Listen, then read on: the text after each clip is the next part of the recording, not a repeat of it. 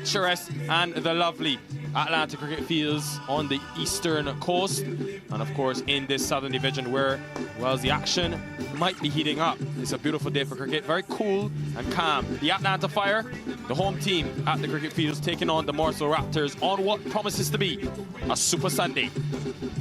Well, my good friend, as always, Faisal Shah alongside me. What a day of action we saw yesterday in terms of the four teams. What do you think today, this Sunday, final day of the weekend, means now for those top three teams looking for those two playoff spots?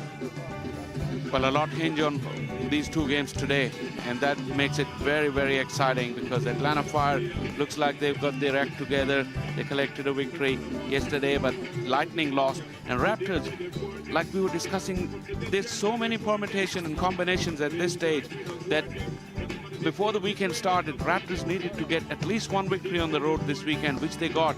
So that gives them some breathing space, and today they can go into this game with a lot of confidence, and with a little bit of rain around later. If you talk about the second game, the Lightning, rain is in prospect as well. That will add to the drama of the action today. So fun-filled day ahead of us, and we hope to have an exciting day. Yeah, spot on. As you can see the table there, that Southern Division so tight in those top three teams. Well, earlier, of course, we had the toss between the two captains, with the captains Dane Pete and Zain Saeed. And in the end, Zain Saeed flicking and winning the toss, choosing to bowl first. It is a ground where we've seen teams chase. You look at last weekend, the Fire chasing 193 on this very venue. And then yesterday, obviously the Fire winning again, chasing that 105-run total. You can see the Fire out in their full red uniform, out in the middle. And of course, every week we've had great analysis, great insight from our friends at the MiLC Network, and in particular, Nate Hayes. Nate, we know how pivotal this weekend is. What can we expect today? There's still a lot of cricket left in the South, particularly for the Morrisville Raptors. Morrisville have eked out some very close games, but it looks like they'll have to finish one win better than either the Fire or the Lightning. Atlanta's huge win over the Galaxy yesterday gives them a big net run rate advantage over the field, so they won't feel the same pressure as the Lightning and the Raptors. Aditya Padala and Dane Pete proved once again that Morrisville aren't out of the game until they're all out. 4 of the Raptors' 6 wins have come in the final over or in a super over, and they've been comfortable chasing this season. Corne Dry and the Atlanta Fire know all about taking wickets. They've taken 69 in 10 games, and they know all about scoring runs, as they've averaged 9.0 runs per over as a team. The key to this game is going to be scoring runs and taking wickets. Let's see which team does it best on this small ground in Atlanta. I look at the two teams, the Morrisville Raptors with the bat in hand first. They've got the likes of Lahir Milanta, Jacobs Pinar, who've been so effective for them this season. They're unchanged today, the Morrisville Raptors, and we'll be looking, of course, to pick up right where they left off after that nail-biting win just on the final delivery yesterday. And in terms of the Atlanta Fire, yeah, they went with the same 11 as well. Rakeem Cornwell and Zain Saeed at the top of the order. Rakeem Cornwell definitely the man to watch out for. A couple of youngsters in there, but the batting, you would think it relies very heavily on Rakeem Cornwell. But they got very good bowling, very efficient bowling lineup as well, led by Corne Dry and Rakeem Cornwell himself, with the likes of Dyer and Amila Ponce also making up the lineup.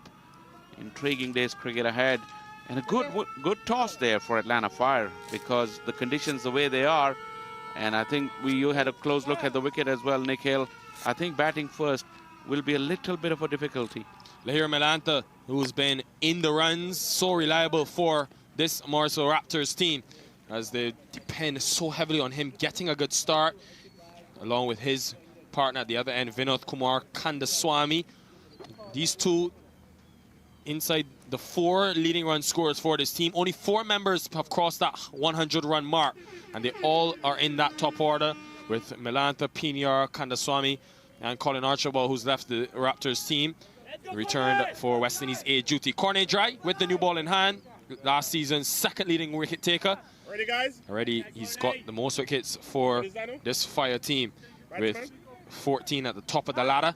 He's been impressive again this season. Let's see what he can do. Can he make something happen? Ladies and gentlemen, this is the clash you've been dreaming of.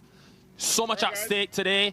Two teams that will meet again next weekend, but they need to focus on today. They'll be hungry for a win. First delivery, here we go. Dry to Melanta.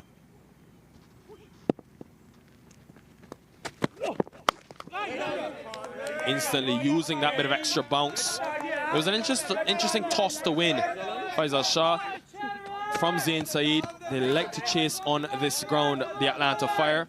When you look at sort of the way that they've gone about maybe the last 2 or 3 days, was that sort of a surprise that you opted to bowl first, or sort of you expected it? I think it's pretty much expected, and especially if you add the weather conditions as well. If you look at the wicket, very close wicket, it's not the usual dry self that we see, which produces a lot of runs. First runs for Lahira Melanta. When he hits it off the middle of the bat, good luck stopping it, especially in these power play overs. Slightly full, and he went with the shot.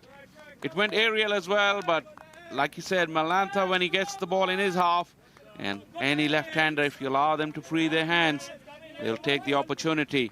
And Melanta got onto it in a flash. They've been very reliant on this man from Sri Lanka. A man has obviously represented the Sri Lankan team at the A-team level. So Corny Dry is going to have to be very careful. I like the length he started with, just getting a bit too full on that occasion. Much better. And of course, the line is a lot straighter as well. Just a quick look at the field, Faisal Shah, in terms of what he's working with Dry. Remember, in this power play, just 2 fielders allowed outside the circle. You can see there he's got one fielder at the deep third position, and the other being the traditional deep mid-wicket, sort of deep backwards square fielder.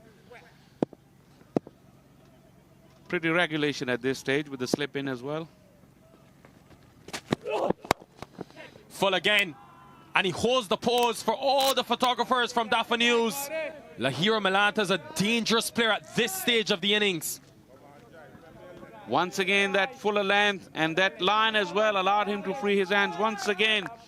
Not very much like Corny Dry does normally. And he's been very inconsistent with his line and length in this first over. Normally a very reliable one. But credit to Lahira Melanta. When he got the opportunity, he made full use of it.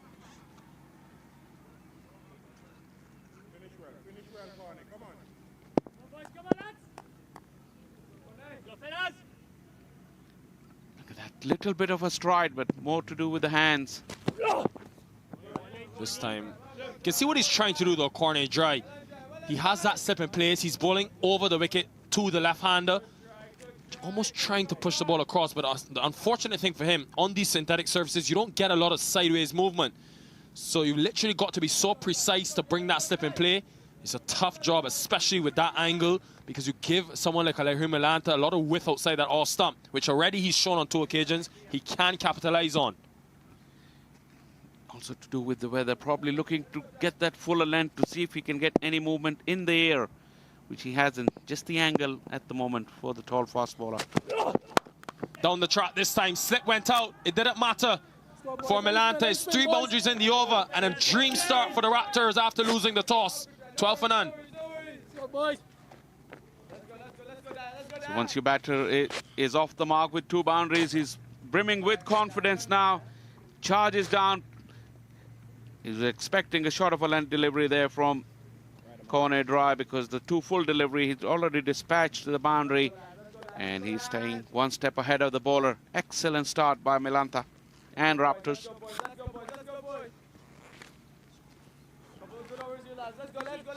Let's go. That's leg stump. That's the middle.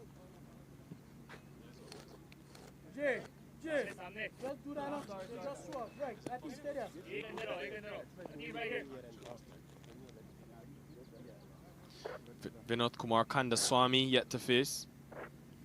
Long batting lineup for the Raptors, who will depend heavily on Jacobus Pinar to come. Probably will bat at number 4. Sanjay Stanley,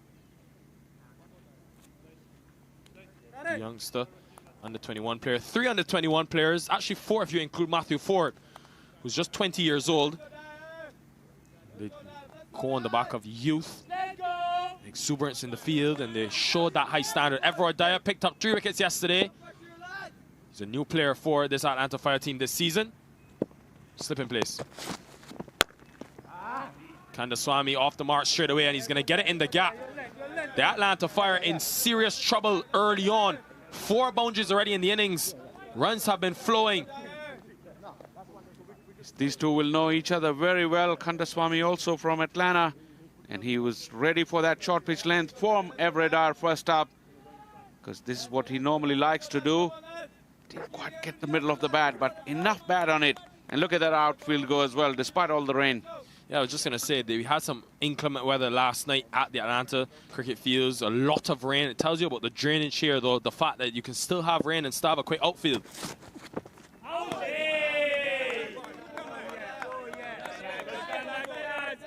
Good delivery from Dyer. Getting the ball to beat the outside edge. Raheem Cornwall's there at slip. Trying to make something happen. The Fire, they won't be used to this team starting in this flamboyant manner against them early on yesterday. They suffocated the Orlando Galaxy very early. They just kept the Galaxy to 35 for 2.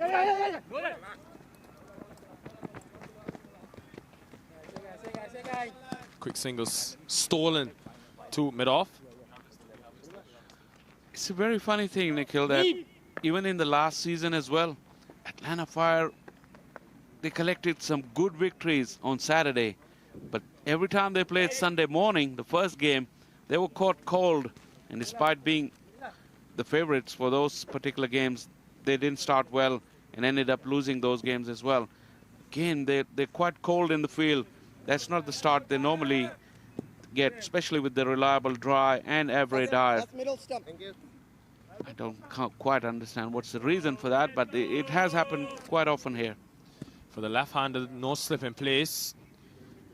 Just a fielder at the 2 outside the circle, 1 at deep third and a deep mid-wicket.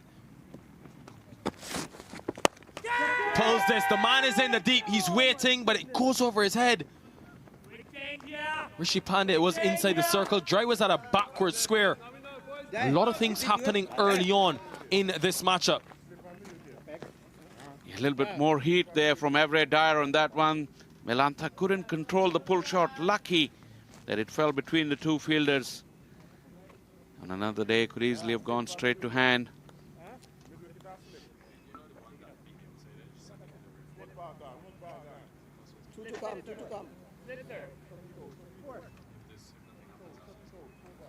Run rate of over 10 and over, 10 and a half. Actually, close to 11.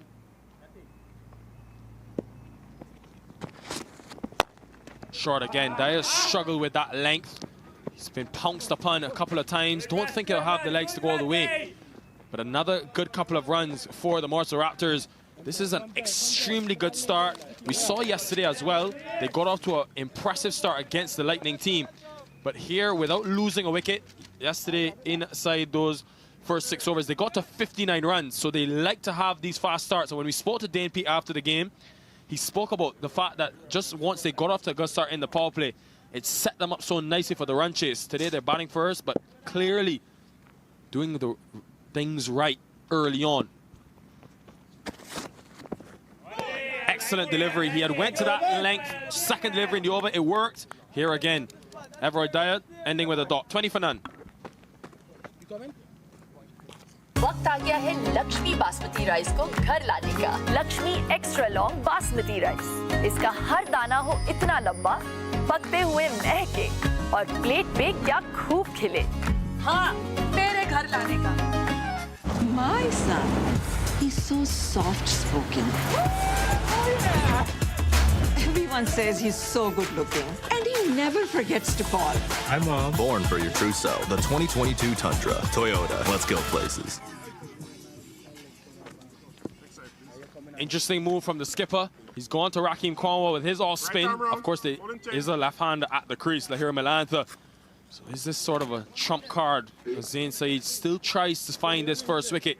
Cornwall's been there with the wickets, but it's been more about the economy rate this season for him. He's just conceded under 7 runs and over, which is perfect for a man that bowls 2 overs inside the first 6. And that is the pattern that Atlanta Fire likes to follow. They like to chop and change their bowlers inside the power play, pretty much giving everybody a go inside the power play so the batters can't line them up. Well, he was a bit expensive yesterday against the Galaxy, where he conceded some 14 runs in the 5th over, but of course came back extremely well to just keep his economy rate to tad over 6 and over, and also picked up a crucial wicket as they restricted the Galaxy in a win to 105. Similarly, bowling first. They like that blueprint because of the explosive batting that they have. They know they can chase anything. Too full, way too full from Cornwall, and Lahir Melanta's not going to miss that. Man can't get too full, right? Wow, he's got out to a blistering start here, Melanta. Once again, he was allowed to free his arms, and he's not going to wait for the second opportunity. Look at that, slightly quicker as well. Hey. And he's not afraid to hit the ball in the air as well. Melanta is on fire this morning. Now, Cornwall's making some adjustments this season. He's bringing up that fielder at cover. This is interesting. And I think he's sending back the long off. So that's what this game is about. Adjustments. You can see that man running left of screen. So he's got a long off in place. It tells you probably he's looking to bowl that full length and has that added protection. Of course, the standard deep mid-wicket fielder as well. Look at that ring of fielders on the offside. It will be very hard to pierce that. So probably Melanta will look to go over. But that long off is a better option in my opinion. Well, sorry, Faisal Shah. This is very interesting because not only has he had that long off in place, he's keeping the deep cover. It's now 2 on the offside. As you can see, 2 fielders on the offside on the boundaries. Not often you see an off-spinner ball without a deep mid-wicket fielder in place. And Melanta's looking in that area. Anything short, he will go after. Chess match T20 cricket in the first 6. It tells you about the line. Wants to be very wide outside the offside, and he's backing himself to hit that line consistently. Let me see this over cover. Also, he's asking Melanta to go across the line if he wants to hit that mid-wicket area. Well fielded by Aponzo, and of course not only across the line but also hitting against the spin if he wants to target that onside. And so man, Raheem Cornwall, who's played 9 test matches at the highest level for the West Indies, he's just a think of the game. Look at the quick work by Hamilton. Oh, slick. You got to be on our feet as well because Raheem Cornwall doesn't allow too much time between the deliveries. Trying to rush through, and that's another tactic that he also doesn't allow the batter to think about things. Oh my goodness! Gets away with it, to be honest, because it was full and straight, but he'll still get a boundary. Melanta, it's been that type of day for him so far. He's just dealt in boundaries. It's a second in the over and a great way to end. 28 for none.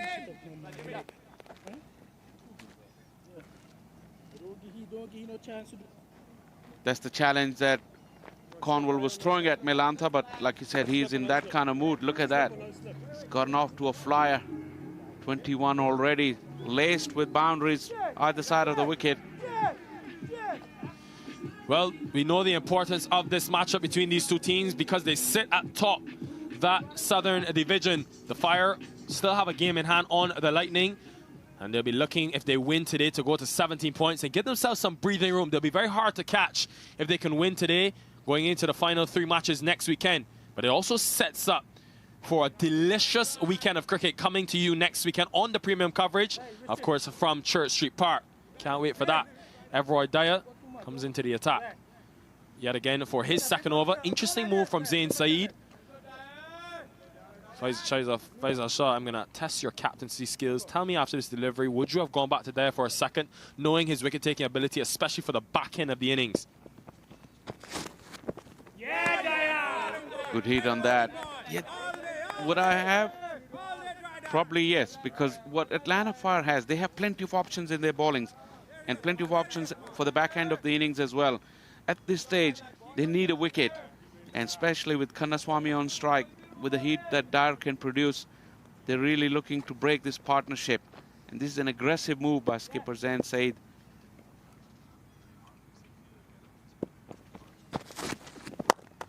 Down the track, and almost a chance of a catch, but it goes through. point, and it just tells you the power of Kendasamy when he gets it right. And the boundaries are flowing for this team. This is a blistering hot start. For a moment, his heart must have been in his mouth, but that was just away from the fielder.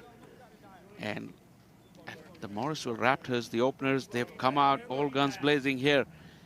They're not afraid to hit the ball in the air, but the power they have, they've gotten away with it.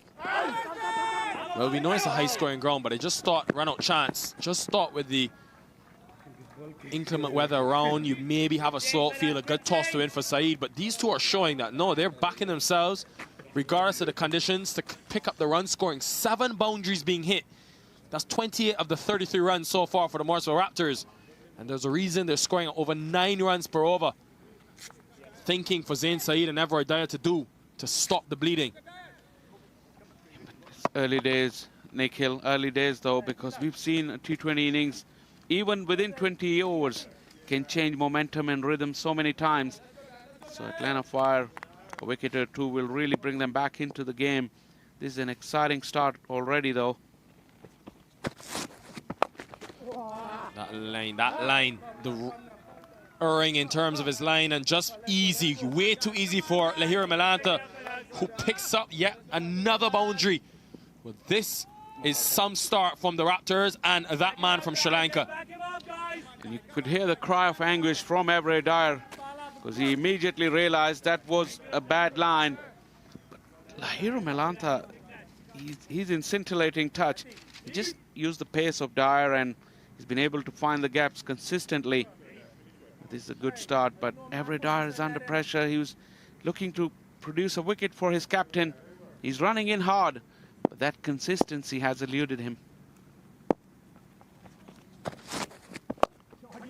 Short again, pounced, thumped, and put away for a maximum. This man has already got 3 half centuries in this 2022 Toyota Minor League Cricket Championship. When he starts like this, more often than not, he kicks on. Trouble brewing at Atlanta. That was probably the pick of the strokes this morning. He got onto it in a flash, just short and onto his body, but he really went after it. Atlanta has got his game in great order today. He's seeing them early. His footwork is sharp and his balance is exquisite. He's raced into the 30s, already 15 runs from the over.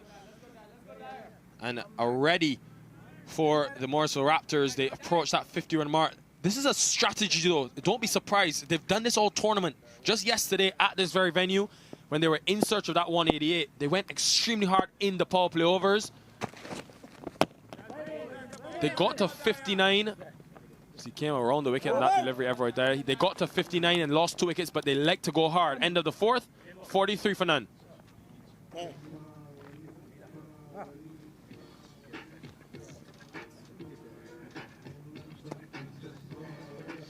Well, what a batting performance this has been by our Morrisville Raptors team. Remember, losing the toss, being asked to bat first. This team is just so good at this. They came into this weekend needing at least 1 win. With this start, they'll bat themselves to get 2. Beat the Atlanta Lightning yesterday by just 2 wickets. And the reason that they go so hard in these first 6 overs is because they bat the depth that they have. Yesterday, we saw them pick up a narrow 2-wicket win where the captain, Dane Pete, was able to register 48 and got a great contribution from the number 10, Aditya Padala, with 16 not out, getting them over the line on the very final delivery. What a game that was to start. And if this first 4 overs is anything to go by, with the power of this man with the bat in hand, we could be in for another cracker-jacker at the Atlantic Cricket Fields. This man may have something to say in the action remaining in this game and remainder of the championship as well, because remember, he's going to be going off to the CPL pretty soon. So before he departs, he's already left a mark on the tournament, but still he has time to do more damage to the opposition. He's plotting the downfall of Kendasamy. He's bringing that point to a very straight position. He's got that deep cover fielder in place. Extra cover in as well. That's where he wants to be. But to Malanta, I think in that last over, he'll be so disappointed, Cornwall, that he gave it away on that very last delivery. Was struck for 2 boundaries, conceded 8 in his first over. But with those 2 fielders outside the circle in the offside, he's got to be so precise. Coming down the track, majestic stuff from Kendaswamy. Cognizant of mid-off up in the circle and knew he just had to beat the man. Everything in sync about that stroke, the use of the feet, the timing. Come in, Jim. Come in, Jim. Opened up that offside, wasn't looking to hit the ball hard, but the sweet spot of the bat, and away it went. There it is. It's why he's brought into the attack, to make a difference. Raheem Cornwall, so often than not, he makes an impact, and he's done it here for the Atlanta Fire. Too much, too much. Slower in pace, completely deceiving Kendaswamy, who was defeated in flight and was too late to come back. This is superb stuff from the big man. He threw the ball higher, a little bit of slow, and Kendaswamy couldn't get to the pitch of the ball. And this is the breakthrough that Atlanta Fire needed in the power play. Well, it was all about just the ability of Raheem Cornwall. Look how much slower it is. And Kendaswamy looking to go big again. Just hit a boundary. Completely playing before the ball. 15 gone for. Score now. Raptors lose their first, and it's 47 for 1. Let's make that batsman, guys. That will help the Atlanta Fire and their chances. Sanjay Stanley in at number 3. The Fire was under serious pressure, conceding over 10.5 runs per over. Kendaswamy, though, looking to go big. He'll be disappointed with that. Vinod Kumar Kendaswamy, because it's the second day in a row where he's gotten a start for this Raptors team at the top of the order and then not been able to kick on. His partner, though, Lahira Milanda, has been in some impeccable touch over the 2 days. Yesterday was good, but today has been glorious. And he's got a big job to do for his team, because if he can bat 10 overs, Faisal Shah, and be supported by guys like Sanjay Stanley, you think the Morrisville Raptors will continue to score at this high clip? I'm really excited about seeing Sanjay Stanley bat, because he's been talked about a lot, but he hasn't had a good season. And today is his opportunity. And those stats really need to improve and back up the talent that he has. And today could be a better opportunity. Off the mark straight away, Stanley. Oh, hits it direct. Very close. Good work by Rishi Pandey, of course. No replays for these umpires. They don't have the luxury that we do, sitting here. Yo, Jim. Here's a look at it again. He was just coasting in. Sanjay Stanley, thought he was safe. Derek hit, always interesting. Got there in the end, though. Good decision. Right there, right there.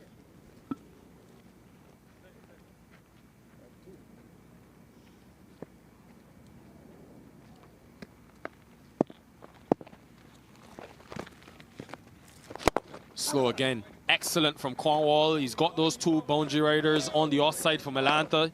They're trying to work him out here at the Fire. Here's the wicket again. So much slower.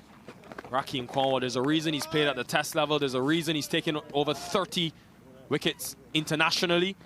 And he's so trusted for this Fire team, not only with the bat in hand, but with the new ball as well. Good delivery, getting some grip on this synthetic surface. But an eventful 5 overs comes to an end. 49 for 1, and to take you to the next 5, Aman Patel.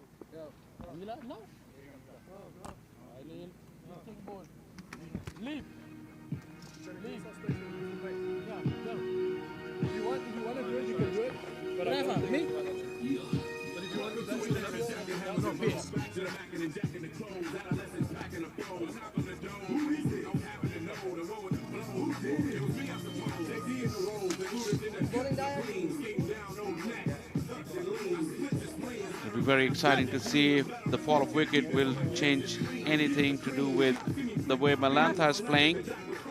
It's been in scintillating touch from ball 1. But the fall of wicket inside the power play, it'll be exciting to see if he can change his game plan, who continues in the same vein. Which leaves Swarenson been New bowler, coming right over. into the attack. He's a recent addition to the Atlanta Fire.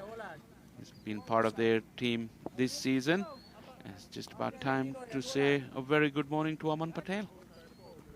Good morning to you as well, Faisal Shah. We've seen an eventful start to this power play. Again, runs flowing off the bat of Lahiru Malanta, Vinod Kumar Chandaswamy before his dismissal of Rakeem Cornwall. And now you're going to see this second wicket partnership between Sanjay Stanley and Lahiru Malanta, and of course Leap Sauerman, who is a new addition to this Atlanta Fire side. Comes in, keeps it nice and tight, doesn't give much pace on the ball, and is going to make the batter use their power and use all of their muscle to muscle it down the ground. So we'll see if he can pick up the much desired wicket of Lahiru Malanta.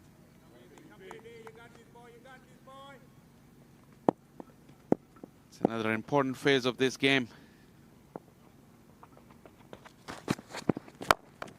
This one pushed through the offside. The call is for 2. They're going to come and test the arm of that sweeper cover fielder. Good running here from the Morrisville Raptors. Just putting the pressure onto the Atlanta Fire, not trying to sit back, let the balls come to them. 50 has been brought up inside the power play. Slightly wider, and the first run very, very hard, and was able to complete the second run quite comfortably in the end. Yeah, and I think this is the next stage of the game here for Lahiru Malanta. Just looking to keep the scoreboard ticking, not get bogged down in dot balls. This one is pulled away. Has he got all of it? It looks like he has. And it's a huge 6 that from Lahiru Malanta. He's looked so good today. This one might have been the biggest one of them all. And such good nick, and another 6 to his name. Leib would have to be very, very careful with his length. This is too short in setup. Malanta was not going to spare this kind of bowling, as he hasn't done all morning. So he's continuing in that vein. Like I said, would the fall of wicket have any effect on his style of play? This instance, not really.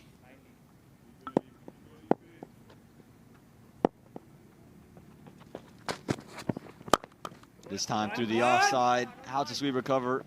Just going to be kept to 1. And again, for Lahiru Malanta, just about making sure you don't just have one boundary and dot balls, you're keeping the runs flowing. And for Sanjay Stanley at the other end, who very talented cricketer, USA Under-19 captain, vice captain rather, a couple of years ago, just hasn't got in full flow yet in this edition of minor league cricket. He'll be looking for big innings today. Very important role for him, especially the kind of start they've had. He can take his time. His only job is just to put the bat on ball, give strike back to Lahiru Malanta, and put the bad ball away if it gets any. But like we always say, it's an easy game to talk. And for Leap Sauerman, he started on a length so far. Anytime he's been on stumps, it's been hard to put away. So I think you're going to see him continue in that facet. White ball. This one just straying down the leg side on Leap Sauerman. You can see it was slower as well. Just trying to change up the pace and keep Sanjay Stanley off balance. Yeah, freebie there. Should be looking to put pressure on Sanjay Stanley, who's under pressure already. That variation went wrong from Leib. Just rolling the finger over it. Quite a tall man. If he gets it right, it could be a good delivery on this pitch. This time Sanjay Stanley looking to go back down the ground. Has he picked out the man out there? No, he's picked up 6. It's a brilliant shot this from Sanjay Stanley. Little use of the feet, got his hands through it, and plays a big shot right back down the ground. Incredible power these guys have these days, because for a moment it didn't look like coming off the middle of the bat. Must have a good piece of Willow as well, but he needed that. That big strike early in his innings will ease the nerves, and then he can concentrate on playing a big innings. Very important boundary for Stanley. Yeah, again, you just take a look at this. Comes down the wicket, goes straight back over the top, mid-on inside the ring. Just had to clear him, but he cleared everything. Confident shot there for Sanjay Stanley.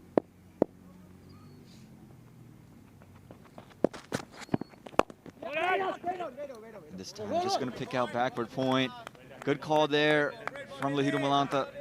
Not wanting to test the arm of backward point. Malanta will know a thing or two about Amila Aponso. Really quickly in from that backward point position. He's a real live wire in the field. And for Leif Sauerman, it's been an expensive over. Already 15, 16 runs with the extra. Want to try to find a way to get a dot ball. Goes full and straight and just squeezed out into the offside. Call is for 2, and they're going to come back for it. This is good running for the Morrisville Raptors. And that'll end the 6th over. Morrisville Raptors 67 for the loss of 1.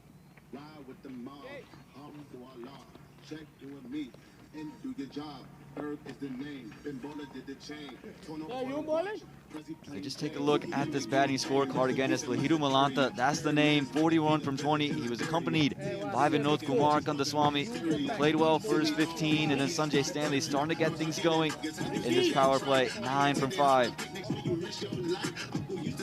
Look at this run rate, over 11 runs, and no surprise having a look at this Manhattan. The first over went for 12, and the last over of the power play was the most productive one. 67 in the power play. This is great for Morrisville Raptors. And it's prompted the Atlanta Fire to go to one of their strike bowlers. It's Emilio Alfonso, left arm orthodox. He'll start to the left-hander. Mini battle between the two Sri Lankans. Malanta and, of course, Emilio Alfonso, hailing from Sri Lanka. Both of whom have played a lot of list A cricket over there. And, of course, Emilio Alfonso playing for the Sri Lankan national team, played on the under 19 team as well. He's going to be looking to get this wicket. This is the prize wicket, and I think that's why they've gone to Emilio Alfonso. He knows what Lahiru Malanta likes to do. He's seen him quite a bit. Just looking to bog him down.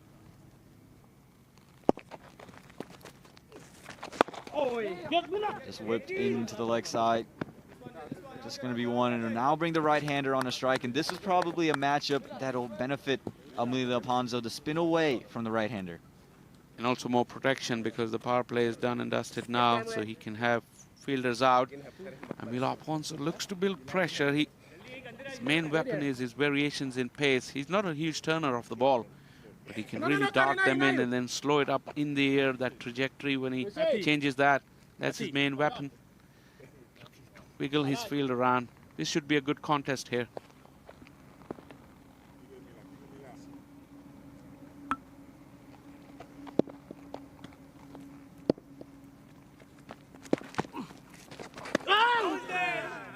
That one just jumping up a little bit on Sanjay Stanley. A touch of turn away as well. Seen on the pitch as well. There's plenty of damp spots from the rain overnight. And look at that kick and bounce. And Jamar Hamilton had to really get up high to collect that one. This time bat on ball into the leg side. Just going to get one. They are going to push for 2. No, they elect against it. Again, it's good tight bowling this from Emilio Alfonso to start off. Good intensity in the field as well. 3 fielders converging on that. Created that doubt in the mind of Stanley. Probably there were 2 available, but good hustle in the field from Atlanta Fire, and they would have to do that to wrest back the initiative that Morrisville Raptors have had in the power play. Look at that. Deep mid wicket, the bowler and the square leg, all 3 coming at it.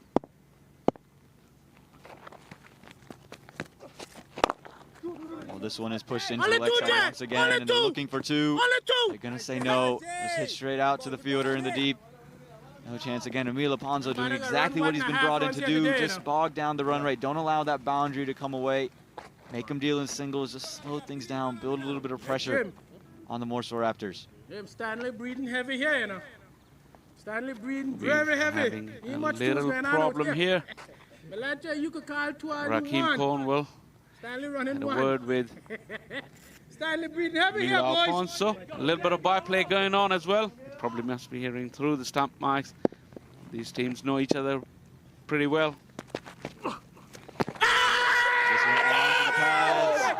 Umpire not interested. Maybe just sliding down again. Not a big turner of the ball. Emilio Alfonso. Maybe some bat involved. You can see Jamar Hamilton very animated. He's always in the action. Slightly slower in the air. Came in with the arm. Didn't look like a bad shout at all. Not bad at all. This time using his feet, Sanjay Stanley gets it up either half of the bat into the leg side. They're just going to go get 1 off of it. Sometimes the shot after the ball that you suffer a big appeal will tell you what happened. A nervous-looking stroke from Stanley to finish off the over. A good one to start off from Emilio Ponzo. 71 for 1 after 7.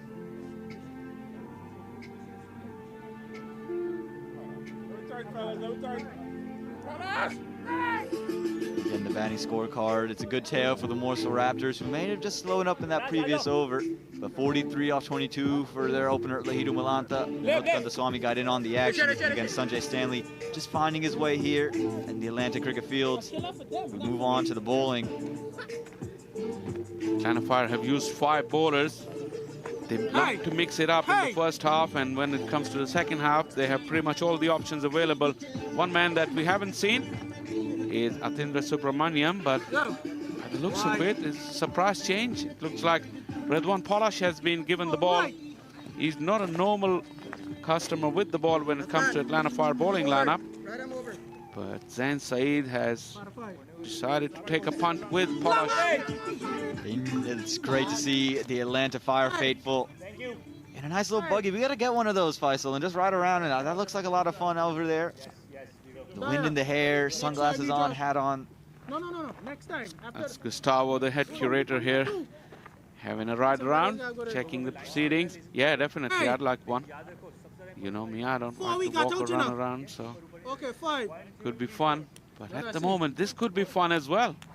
Off spin of Polish. A move out of the box from skipper Zain Saeed. Elected to continue it with spin, seeing the Emilio Ponzo over, seeing Rakeem Cornwall take a wicket. They're just hoping this opt of spin on a damp wicket just can keep the run rate down, keep the Raptors in a little bit of a gamble. Let's just push to backward point again. This is the plan here from the Atlanta Fire. Just get some quiet overs in, sneak a couple of overs of spin, put some pressure back on the Raptors. Nice bright red shoes from Redwan Polish. Looking to make a telling contribution here. This one's hit up in the air. Who wants it? Will it find the hands? And an easy catch for Cornet Dry. Sanjay Stanley just getting bogged down. Tried to go big, found the top edge, and found the safe pair of hands of Cornet Dry out in the deep. The second wicket falls for the Morrisville Raptors. This is disappointing not only for Sanjay Stanley, but also for the management team of Morrisville Raptors, because the number 3 once again has failed to produce the goods here. After having a good start in the company of very well settled Lahiru Malanta, he chose the wrong option, the off spinner, no timing whatsoever, and that walk back would make him ponder what he's done, and he would not like to see that replay. Morrisville Raptors have lost a wicket at the wrong time, 71 for 2.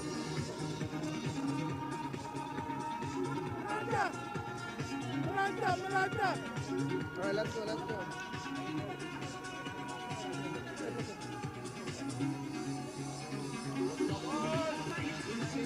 And that'll bring out Obis PNR. Again, the man just fresh off the fastest 100 in all of minor league cricket just a week ago against the Orlando Galaxy, and yesterday got off to a good start, wasn't able to convert, showed off a flurry in a wide range of shots.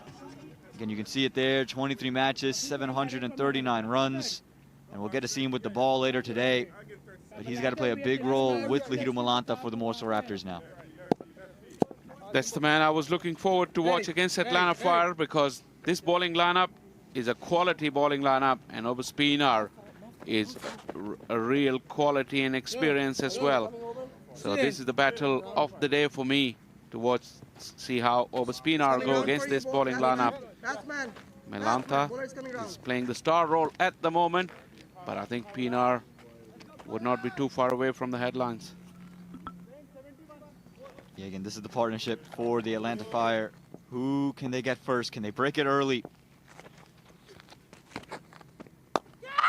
This one in the air, but I think Lahidu Malanta's got all of it. He has. That's a huge 6. That lovely shot, maybe the flattest of them all. Lahidu Malanta, he's played a classy inning so far today, and it's just continuing. This is an incredible stroke to hit a spinner off the back foot. Not a lot of pace on offer. So like you said at the beginning, he had to generate his own pace. But look at that, how he went up and over and it sailed over. Special player, Lahidu Malanta. And he's been showing all the shots that he has. And well into the 40s now. Ridwan Palash just has to find a way to come back. Goes wicket 6. How does he respond? And this one pushed into the offside, and that'll bring up the 50 for Lahidu Malanta. 50 off of 24 deliveries, 6 fours, and 3 sixes to the name of Lahidu Malanta. The bat raised there. It's been a well-played innings. Again, he's had a pair of these already this season. He's been so good for the Raptors up top the order. And the ex-Sri Lankan, he's looking so good today, and he's looking to continue this on. We're inside of 8 overs here, and he already has 50 runs to his name. Not just the amount of runs, but the quality of them as well. Right from ball 1, he looked in tip-top form. He's continuing on. This is important for the Raptors as well. Look at the strike rate, 24 deliveries for his 50, 3 maximums as well, and he's not finished yet. Obis PNR, audacious stroke to start his day off. A scoop shot off the spinner is going to bring up 4 runs for him. The shot of the day, maybe. Again, first delivery he's played, and he elects to ramp Ridwan Palash. There's no fine leg inside the ring, and if he got any bat on it, safe shot, gets 4 for it. This is a shot of a man in confidence and man in form as well. He picked his area, and he wasn't afraid to just premeditate it. Look at that, coming right across his stumps. He's using the pace of Ridwan Palash. And Palash is high off that wicket. He's come down crashing pretty quickly because he went after that for 6, 1, 4. So 11 runs of 3 deliveries after the wicket. Yeah, again, we talked about it earlier. This is the partnership for the Atlanta Fire to break. You get one of these 2 bats in the dugout early. Just feel a little bit more confident in your abilities. This one just pushed into the leg side. The call is for 2 straight away. And just going to go with a little bit of a misfield from Cornet Dry. Allows him to get back. Good awareness, good running here from the Morrisville Raptors to end that 8th over.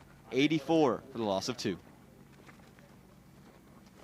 My son, he's so soft-spoken.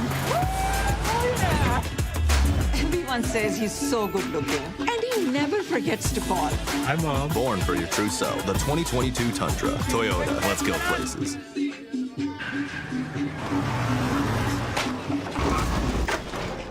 What's up, Doug? What got into you? At Sunoco, we know how to fuel peak performance. Fuel your best.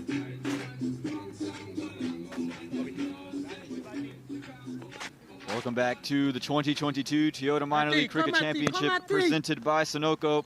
It's Emilio Ponzo back into the attack. Bowled a good first over. Just gave up 4 runs, but again, he's got to pick up a wicket. You feel, otherwise the game could get out of hand very quickly.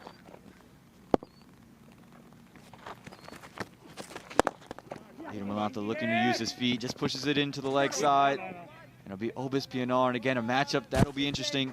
Emilio Ponzo likes to fire it in close to the pads, and we've already seen the ramp shot on display from Obis PNR. This is a battle within the battle here. There's so many matchups here in this quality against quality, and that makes for very, very exciting viewing this contest between Pinar and Ponzo. Later in the day, we might see Kone Dry against Pinar as well. The South African battle. There's so much to look forward to in this game. Yeah, and the winner of those battles could appear on the pages of DAFA News. This one just pushed into the leg side. Gonna be one. Again, Emilio Ponzo, he's had some quiet overs so far. Again, just 4 runs from his first, and he's just trying to keep things tight. Good stuff, Amila. Quick change, fellas. And we want to welcome you all to the Atlanta cricket fields here. Again, we've seen the incredible matchup between the Morrisville Raptors and the Atlanta Fire. It's a big matchup in terms of that Southern Division, Faisal. Definitely. A lot hinges on this contest here, and at the moment you may seem that Morrisville Raptors there on top. Mila Ponzo does this pretty much every game. Tries to see if the non-striker is following up a little bit too much. Just keep him honest. Again, use of the feet from Lahiro Malanta, but Emilio Alponso sees it early, jams him up for room. Yeah, this is another of his go-to deliveries. He really darts them in quick and flat into the block hole. And then the slightly higher, loopier delivery. But I think Pinar knows everything about him. This is a mouth-watering contest here. Again, close to the stumps, and again, just pushed away for a single. I think the Raptors doing a good job not getting bogged down, at least taking singles off every delivery, recognizing these are the overs. They don't want to throw their wicket away, just want to make sure the runs keep moving. Yeah, they put Atlanta Fire under enough pressure for the fielders in the ring to be right on the edge of it, so singles are already available if you play with soft hands. There's no boundary available. Still keep rotating the strike with the singles. Again, use of the feet, pushed into the leg side. Just going to be one. Again, soft hands played from Lahiro Malanta. Again, using his feet. Now trying to get the ball to skid on against some wet patches there.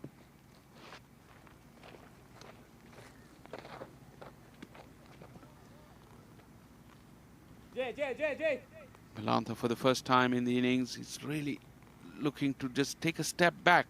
Now, looking that the platform is built, he doesn't want to give it away. And again, just another single to end the over. A good over for the Fire, but the Raptors just making sure the scoreboard keeps moving. And at the end of 9 overs, it's 90 for the loss of 2.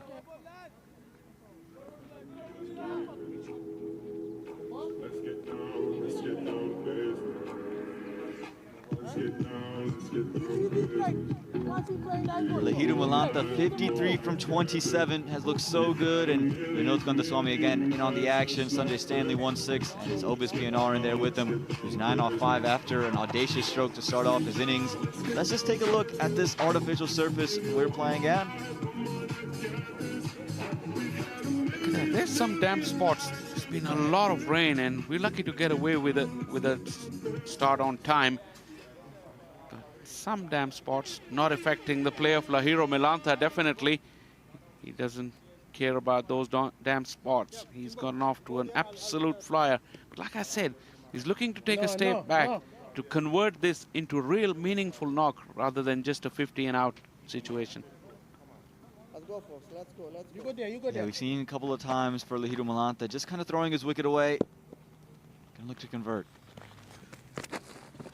Reverse sweep attempted. He's got onto it.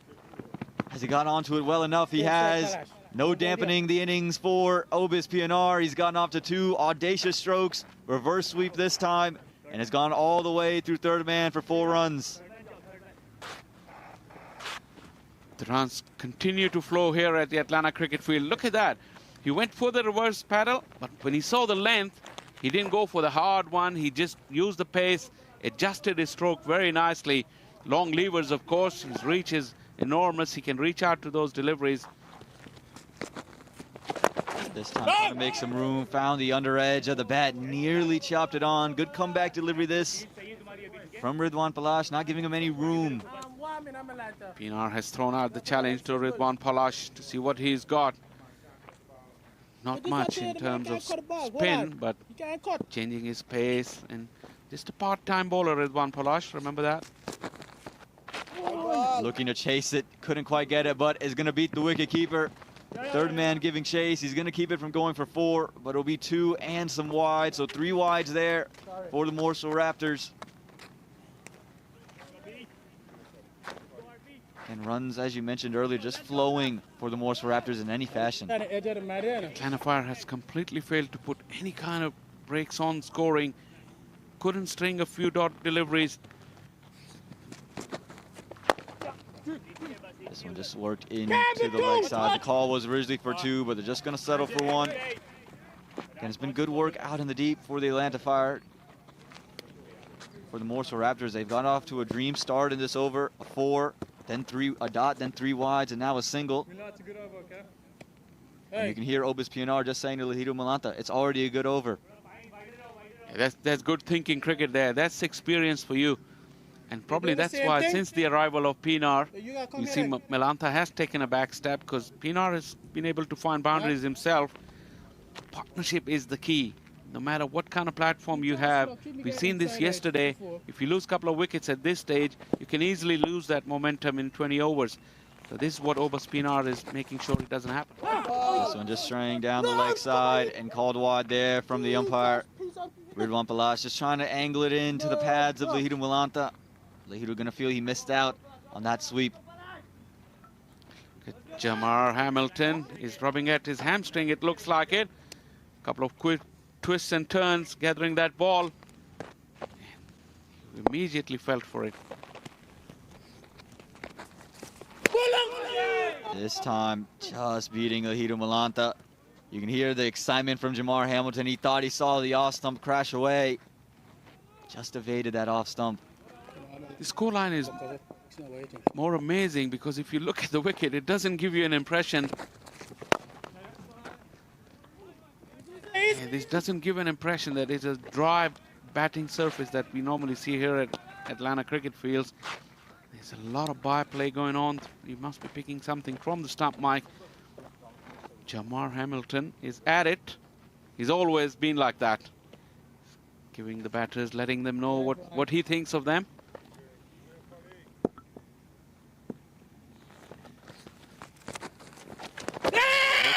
It's gone on to the pads, but it's well down the leg side that Obaspinar is going to feel he missed out, but is going to end the 10th over. 100 runs come up. It's 100 for the loss of 2.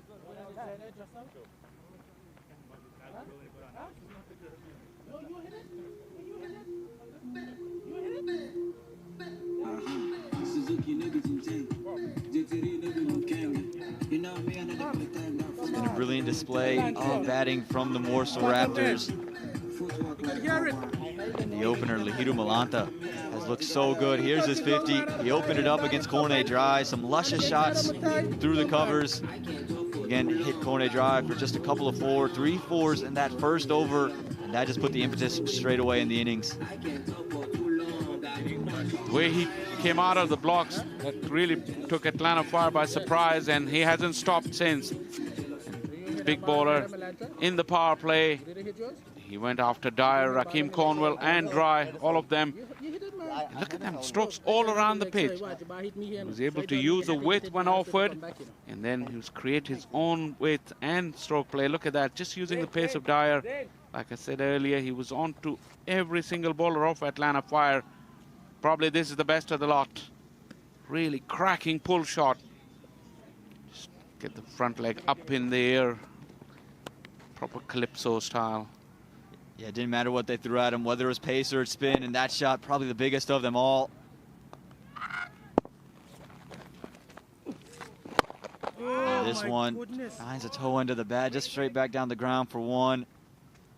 Again, Malanta has slowed down since his initial flurry, but because of the batting of Obaspinar, he's looked good. And there you see the bat raised for the 50.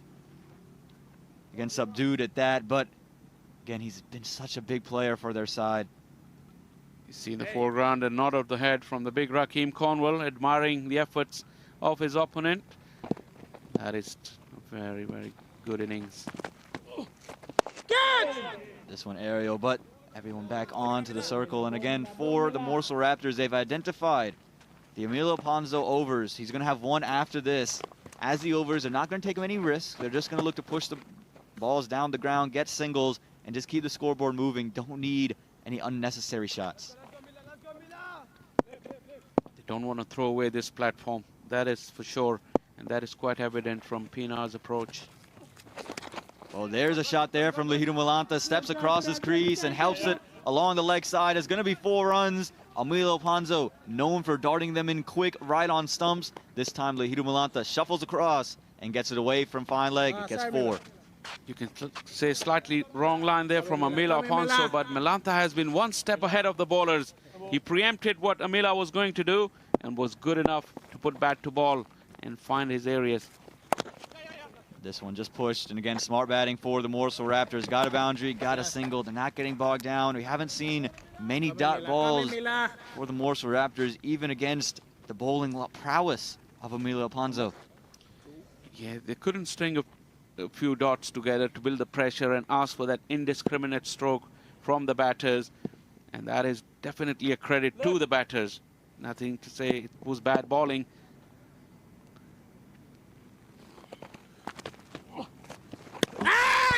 This one almost got through Obis PNR and almost crashed onto stumps. Emilio Ponzo must have refueled at Sunoco for that delivery. Comes back in a sharp way. Definitely. Look at that. Change of pace on that occasion. Despite Pinar's long reach, he couldn't get to the ball. But what he did well was kept his back foot grounded. As Pinar, his driving has been as good as you can drive your Toyota. That has been a feature of his batting. That's one. This one driven down the ground is going to be one run to end the over. Another good over for the Morrisville Raptors. 11 overs gone, 108 for the loss of 2. वक्त आ गया है Lakshmi basmati rice को घर लाने का। Lakshmi extra long basmati rice.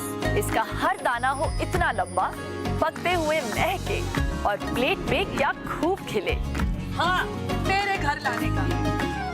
My son, he's so soft-spoken. Everyone says he's so good-looking, and he never forgets to call. Hi, Mom. Born for your trousseau, the 2022 Tundra. Toyota, let's go places. There you can see Lahidu Malanta, Rakeem Cornwall, two of the international players playing. And they're going to a youngster. This is the beauty of minor league cricket. You got all the international experience, but then the homegrown players. It's Atindra Subramanian coming in to bowl, the young 17-year-old right arm pacer. This is the beauty of this championship, Toyota Minor League Cricket Championship. Atindra has been in these situations before. As a 17-year-old, he's bowling at two players who played a lot of cricket and a lot of high-quality cricket, and they're in the best of form. So imagine that education and that learning for this young man. But let me tell you, he's not doing this for the first time, and he's come through these examinations before. Yeah, you could see 24 matches, 25 wickets spread across 2 years. He's someone who's always amongst the wickets. Started his day off yesterday with a brilliant delivery that nipped back in, clipped the top of off, and took his initial wicket. I see that change. The air starts now in both ears. That wasn't there last year. Growing up not only his skills, but also with his style. A lot of stylish guys out there. Again, Anirudh Emmanuel had maybe the greatest hair for the Philadelphians, that afro. So a lot of stylish cricketers out there in minor league cricket. This boy is style with substance, I can tell you that. And that one just stayed maybe a touch low on Obis PNR. He was looking just to take it over the top. Again, Atindra so good with the cutters, the slower ones, was all the variations on that length. And with the damp surface, just could have a lot of success with it. Yeah, and the best thing is he knows what tool to bring out when, because that is very important as well.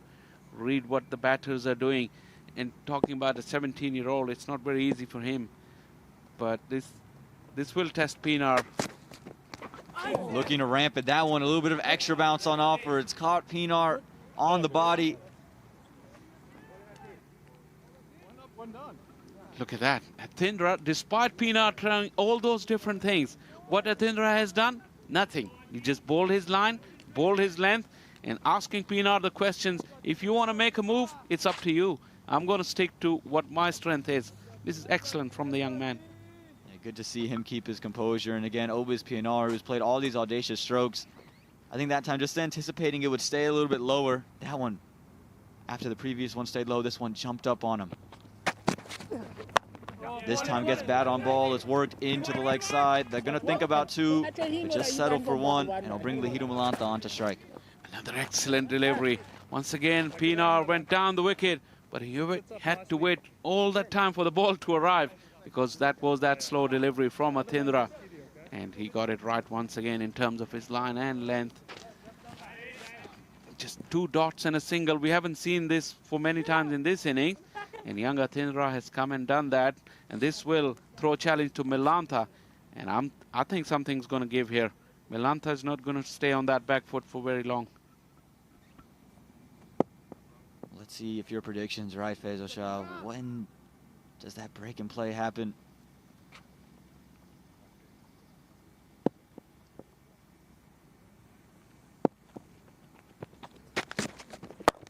Comes down the track, puts it straight back down the ground, but fielder there should just keep it to 1 and will. Again, Lahidum Malanta, as you mentioned, not going to stay on the back foot for very long. This time comes down and attacks Atindra, who's going to be on that length pretty consistently.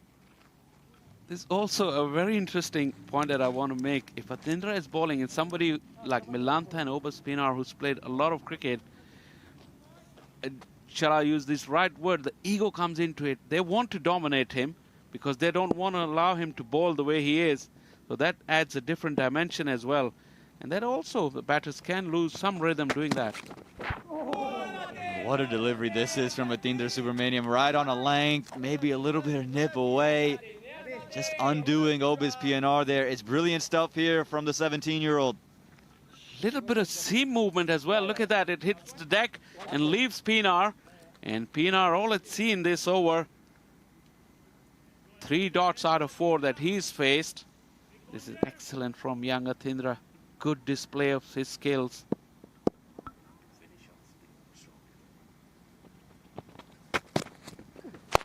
This one pushed into the offside, should just be 1. It's a brilliant over this for the Atlanta Fire, and Atindra Subramanian, maybe the best all day long outside of that 4-run over from Emilio Alfonso. 12 overs gone, 111 for the loss of 2.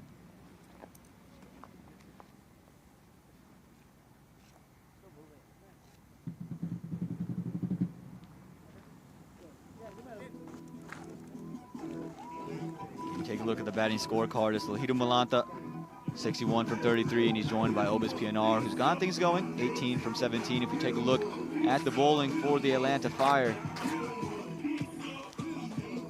This is the feature with, if you look at this card very carefully, Atlanta Fire with 9 overs remaining, 8 overs rather remaining, have all the options open at this stage. So we see Emilio Alfonso going to finish off now, but with 7 overs left after this, they have all their frontline bowlers. They can come back and fill those overs. But this is the strategy that they use. And if you look at the Manhattan, it started with a lot of tall towers, but just in 10, 11, 12, even 9, the towers just getting a touch smaller, and the Atlanta Fire just slowing things down. Mila. And again, Emilio Alfonso, he's been so tight. He's just kept things on stumps, not allowed the batters to free their arms, and the Morrisville Raptors have more than kindly obliged to just taking singles.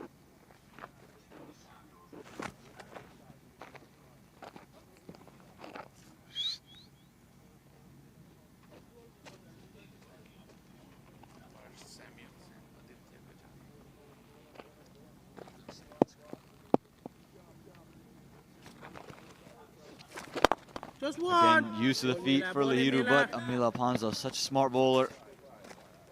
And just 1. Again, for the Atlanta Fire, just about restricting, bringing things down. We've seen brilliant starts yesterday from the Atlanta Lightning, but with a 145, and then only able to get themselves to 188. About 6 overs remaining. So, umpire Samuels been officiating from the far end. One of the ever-present here at the Atlanta Cricket Field. This one again, just ward for a single. And the good thing about this for the Morrisville Raptors is there's not losing wickets. The wickets are still in hand. You still have the likes of Dane Pete, who we saw hit a couple big sixes. Abiram Bolasetti, who we know can get going very quickly. Matthew Ford, we know once he gets a nick. But for the Atlanta Fire, just keeping the runs down. If you can keep them under 190, you felt like you've won at this stage of the game. Definitely 180, 190, very gettable here. Use of the feet, back down the ground. Lahidum Malanta, he's had enough of the single-double stuff. He wants a boundary, and he gets it straight as you like, back down the ground. Lahidum Malanta has been in sudden touch, and that touch continues here in the 13th over. It was coming. Malanta, after a little breather in the over number 12, he's really decided now that he's going to push on the accelerator. You're mentioning about the remaining batters. There's plenty of batters in the shed here. And with only 7.2 overs left, I think Malanta look to go hard from here on in. Just pushes it into the leg side. Again, it's just been smart from the Morrisville Raptors. Haven't taken many unnecessary risks. That's why they've gotten to the position they're in. And they're just a delivery away from seeing out Emilio Alfonso and him going wicketless.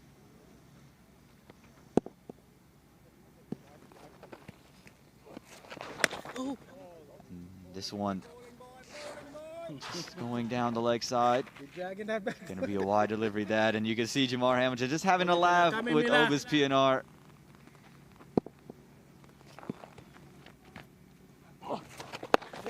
Pushed into the leg side, and it will be a single to end the over. At the end of 13, it's 123 for the loss of 2.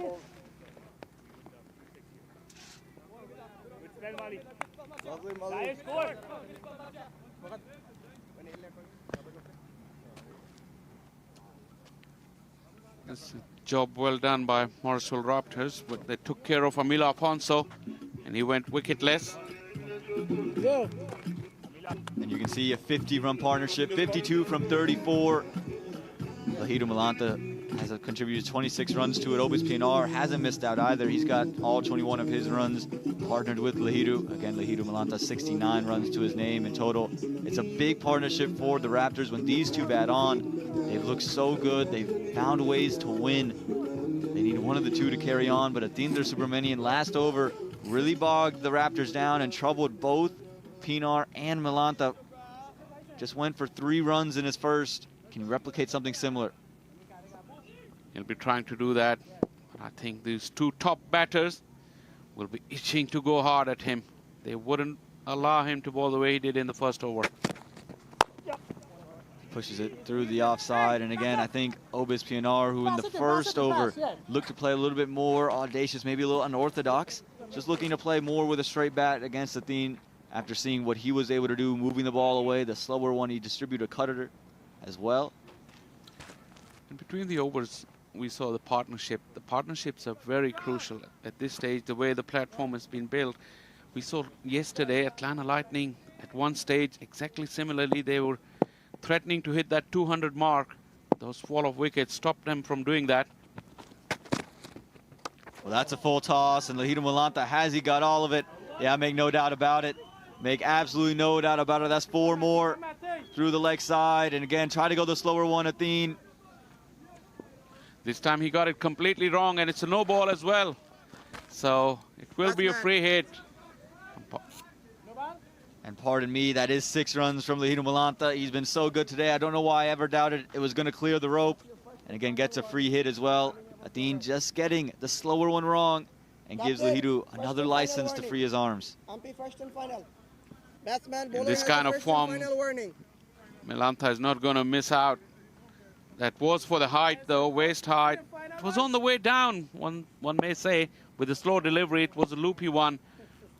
But umpires quick. And this one again into the leg side, and bigger and better than ever. Lahidu Malanta has been so good. Another huge maximum to his name. He moves into the 80s now on just 38 deliveries with that stroke there. Wow, incredible hitting, incredible power there from Malanta. Look at the way he set up his base. And after that, all he had to do was wait for Atindra's ball to arrive. And the power is absolutely amazing from this man. Just putting Atindra Subramanian under a little bit of pressure now. Remember, he just was able to kind of bowl his over in the previous. Just gave up 3 runs, has already given up 14 runs from the first 2 deliveries. They say cricket is a great leveler. Atindra's all good work, 7 good deliveries. They have really come down crashing to earth after those 2 sixes.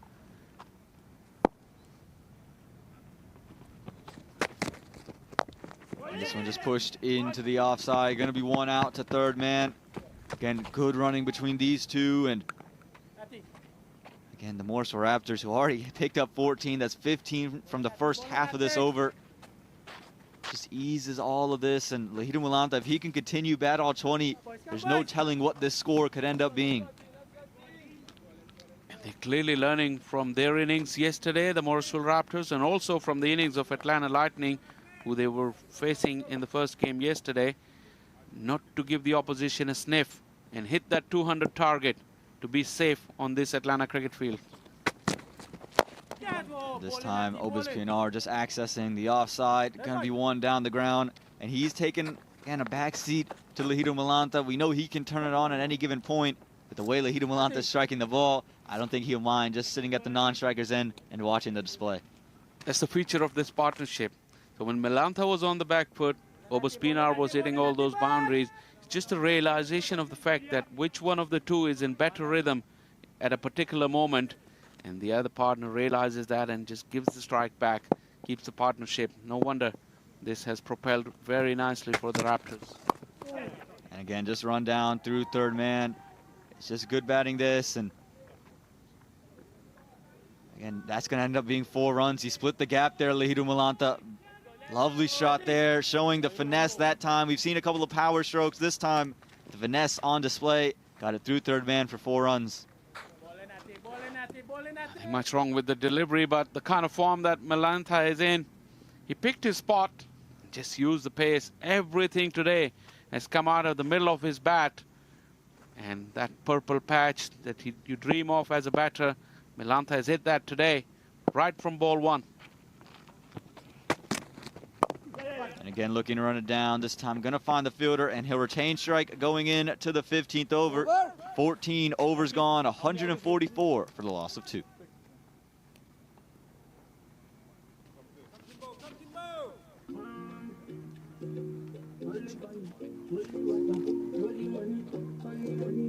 The batting card, not much to tell. Lahidum Malanta, 87 from 41, and Obaspinar, who's 23 from 22. He's just keeping things along, letting Lahidum Malanta take the bulk of the strike. As Lahidum, he's the name of the game for the Morrisville Raptors. We move on to the bowling card, though. A little bit of a different tale. Definitely Atlanta Fire on the pump. They've been chasing leather all morning, but they have options. Kone Dra has got 3 overs left going into the last 6. Rakeem Cornwell has only bowled 2. Everett Dyer has got 2 overs left. So they have the resources. It's just the execution hasn't been there today. Not to take anything away from Lahidum Malanta, though. He's been nothing short of sensational. That's going to prompt Rakeem Cornwall. He's got a wicket today, and it was the wicket of Vinod Kandaswamy. Now he's going to see if he can tempt Lahidum Malanta and get him out in a similar fashion. And they're going to need him. He's one of their strike bowlers. Need him to come up big and take this wicket. The ground, Dane Pete goes. And it's straight into the hands of Leaf Sarman. This time, he's unable to clear the boundary ropes, and on his second delivery, he has to go. Dane Pete, who had struck the ball so beautifully yesterday. This is a big wicket for the Atlanta Fire. It's 2 and 3 deliveries now. A little bit of extra bounce as he looks at the bat. When Dane Peets is walking back, he couldn't hit the sweet spot. Change of pace there, and also the line, he had to drag the ball from way outside the off stump. Lee positioned himself very nicely, keeping one eye on the rope behind him. Atlanta Fire needed that. 2 wickets in the over from their star man. 145 for the loss of 4.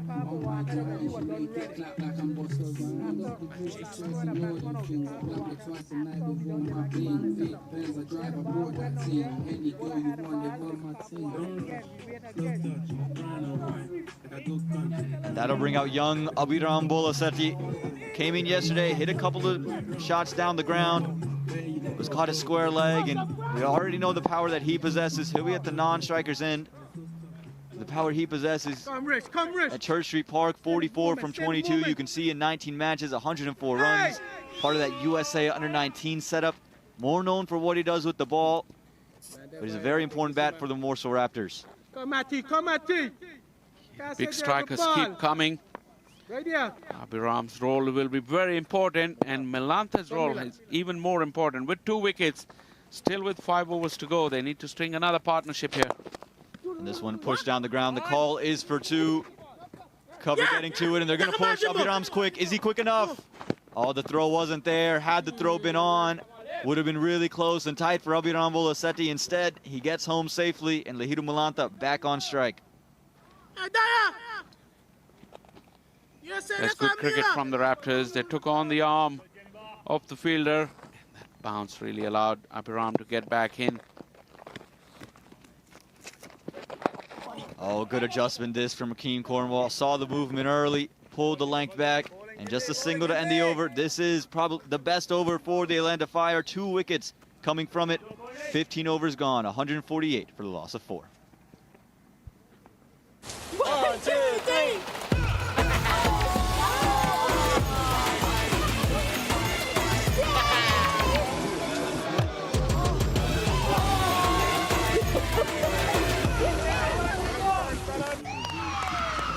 Took that last corner pretty quick. Sir, I need one hand on the roof, one hand on the pump.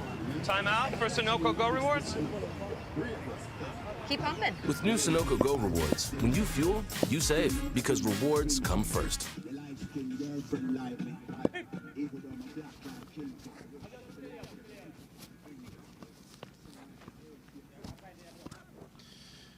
The Atlanta Cricket Fields for day number 2 of this weekend in the 2022 Toyota Minor League Cricket Championship. Weekend number 7 as the action intensifies. These two teams looking for a playoff berth. How important today's game will be. Jamal Hamilton, Leeward Islands captain, huge addition for this Atlanta Fire team. He's been in the runs, organizing his field. Cornet Dry back into the attack. If all goes to plan, I think Cornet Dry will finish from that end because he's got 3 overs remaining. We've seen at times he struggles in the death overs, though.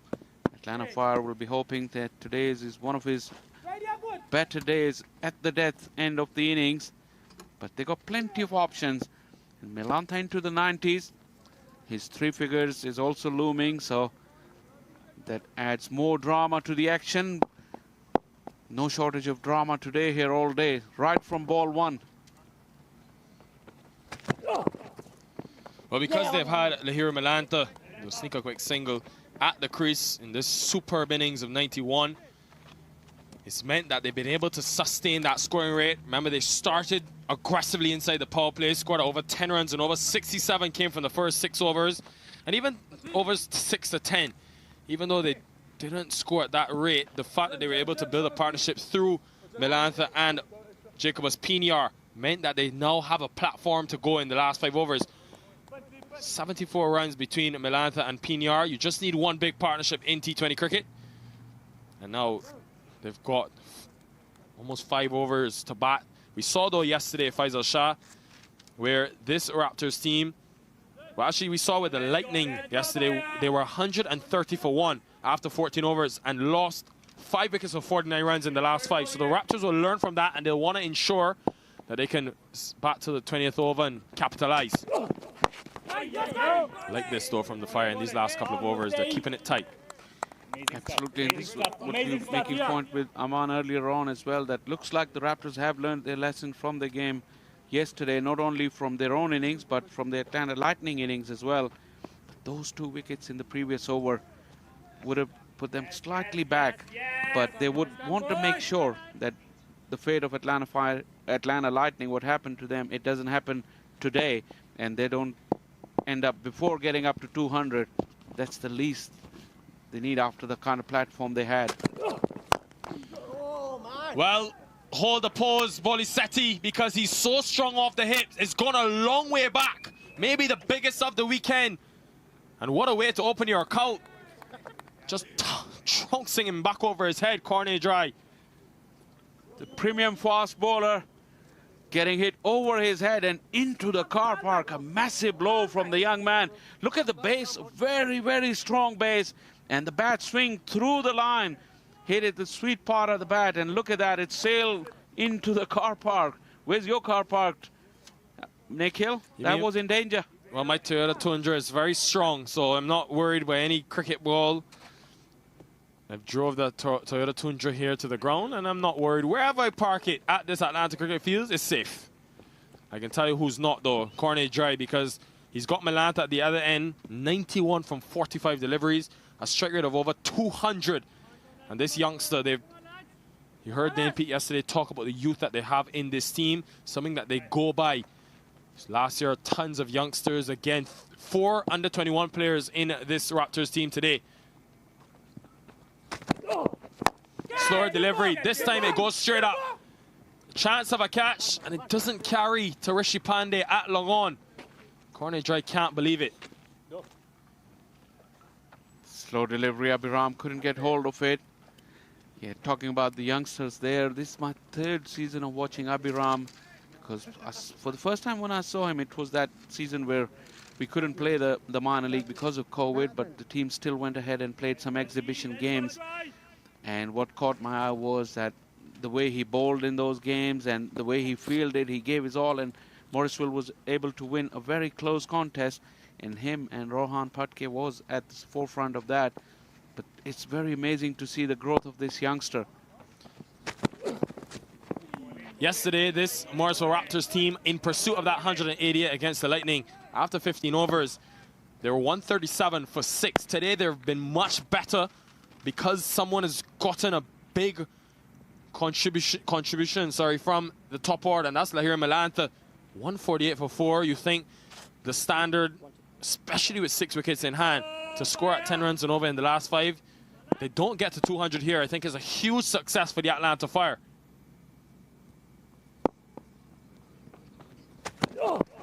Wide of the crease, and nicked and gone. Malantha knew it straight away. He'll be disappointed that he can't get to the triple figure score. But Cornet Dry, after going for some runs early, able to strike back and strike back in a big way. Let's go, boys. Under 160. Excellent bowling from Cornet Dry. Malantha was moving around in the crease a little bit too much. He hadn't done that all innings. His balance had been immaculate, but at this late stage, he went too far away, and in the end, barely got to the ball. Just a faint nick, and Jamar Hamilton has done the rest. But stand up for a magnificent knock from Lahiro Malantha. He walks back to a standing ovation, gone for 91 of just 47.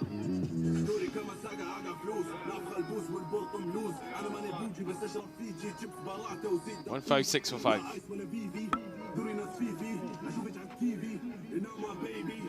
Matthew Ford walks out at number 7. How often do we see this in this game of cricket? 1 wicket, always bringing 2, breaks the momentum. Ford, though, a very good striker up the cricket ball.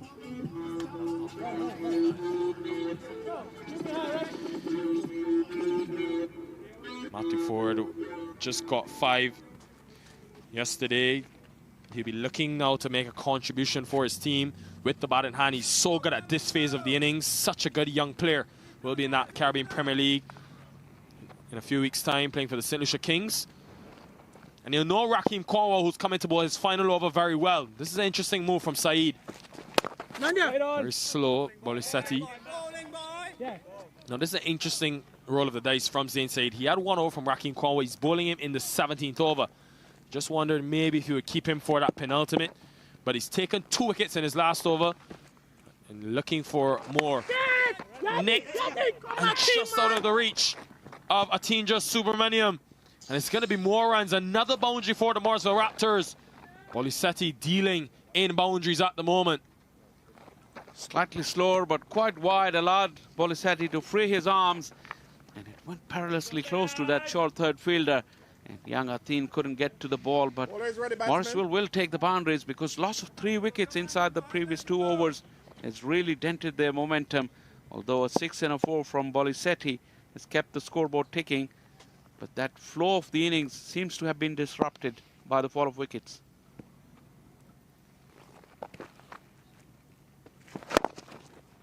In the last 2 overs, they've taken 3 wickets, the Atlanta Fire.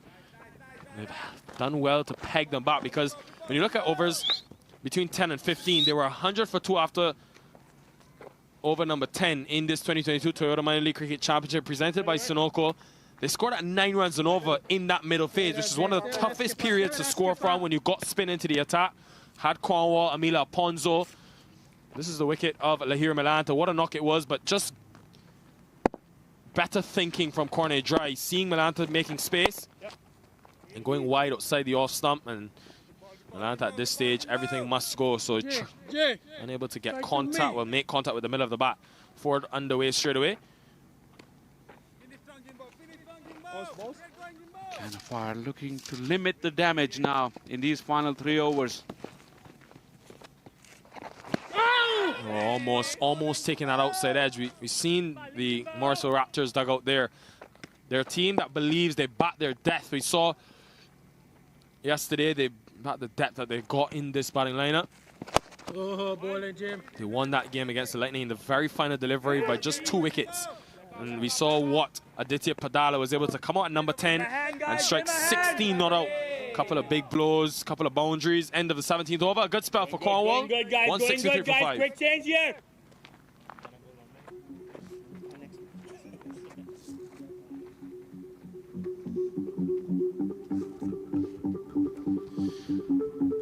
Well, 5 wickets down, the Morrisville Raptors, they've been able to sustain this run rate of over 9 and over pretty much throughout this innings. Right from that blistering start they got inside the power play, 67 came.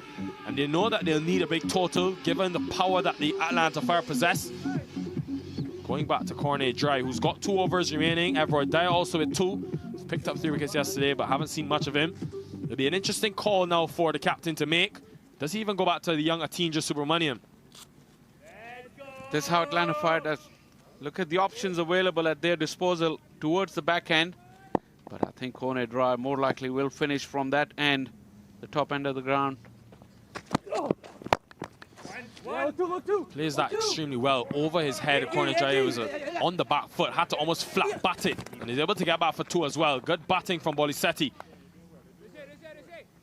Yeah, like we're checking the bowling options for Atlanta Fire. Dry is more likely to finish from the top end of the ground, but that 1 over and plenty of options for skipper Zen Said. Who does he want to go? Does he want to go to Everett Dyer? Probably more likely the case with his pace and heat, because he came coming off a very good game yesterday. But like we mentioned before, Morrisville Raptors, I think for the first time in quite some time, the average has dropped below 10 and over.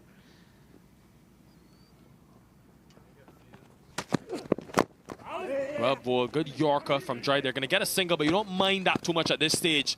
The way that they've been able to contain since taking those 2 wickets, it was all about that 15th over from Raheem Cornwall, where he dismissed both Jacobus Pinar and Dane Pete. 2 huge wickets. Of course, this tournament not possible without our corporate partners, likes of Sunoco, Daffin News, of course. You can check all the action, all the recaps from the weekend, every weekend of this minor league. See there, interesting field set for Cornet Dry. He's got sweepers on the boundary in both the off and on side. Long off, long on in place as well, the 4 out. Matthew Ford, he packs the punch and he hits it in the gap as well. Just effortless from the all-rounder. Effortless indeed. He looked at ease, a very, very solid base on that occasion, but did hardly seem to have hit it and held his pose. Look at that. This is immaculate balance and just inside the rope to get him a boundary. And that is important. This contribution from Matthew Ford is very important in the context of this game and also in this group as well, because it's so tight here and a lot can hinge on these last 2.5 overs. Well, I mentioned Ford yesterday and what he comes into this minor league with. Obviously last season getting 20 wickets, but also striking at 190. So he's known to perform at this stage. Couple of hundreds back in Barbados as well. The BCA Super Cup, 134 not out in 65 deliveries just 2 weekends ago. He's in good touch, this young man.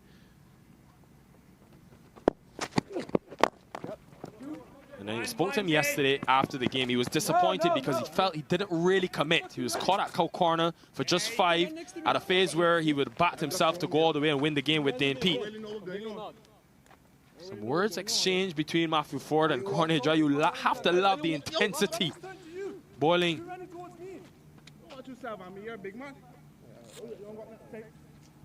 Cornet Dry, it's been a tough day for him at the office. He's gone for runs early on.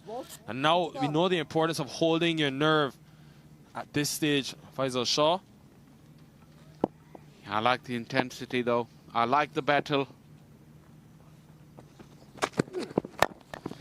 Bolisetti hasn't quite connected. It doesn't carry to Palash down at long off. So another let off for the Raptors, but you just watch all of a sudden, the boundaries have dried up. Even though they've got that 1 in the over, they've only conceded 9 runs. If he can close this out without leaking too many runs in this final delivery, I think it'll be a success. All of a sudden, 200 seeming like a mountain to climb now for the Raptors. Bit of a needle between the two. See what's Matthew Ford's response going to be. Through extra cover this time. He's timed it well, but it's extremely well fielded. by Zain Saeed, the captain, to save a boundary for his team and end with just a single. End of 18, 173 for 5.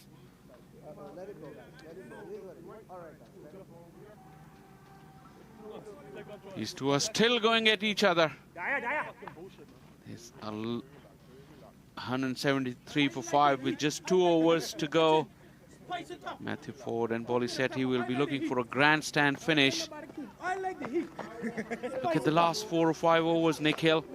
It's a sudden drop in scoring due to those fall of wickets. And I know it's a cliche, but it's so often you see, as soon as wickets fall, a 74-run partnership between Jacobus Pinar and Lahira Milanta. But this is what these two teams are competing for. The Raptors have got 2 games in hand.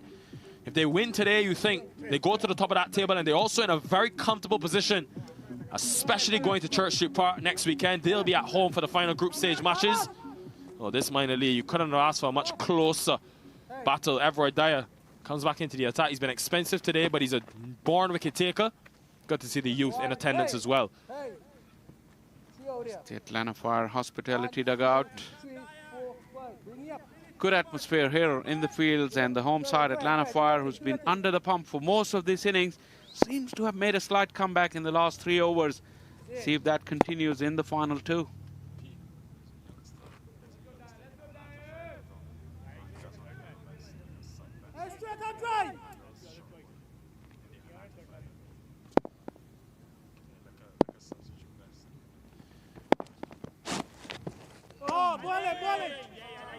Everett Dyer starting with a wide outside that off stump. He's going to have to reboard that, and extras at this stage so costly because it not only is another run.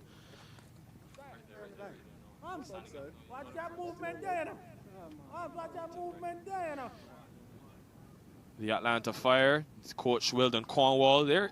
Kunj Patel, a new sub for the Atlanta Fire, 8 years old.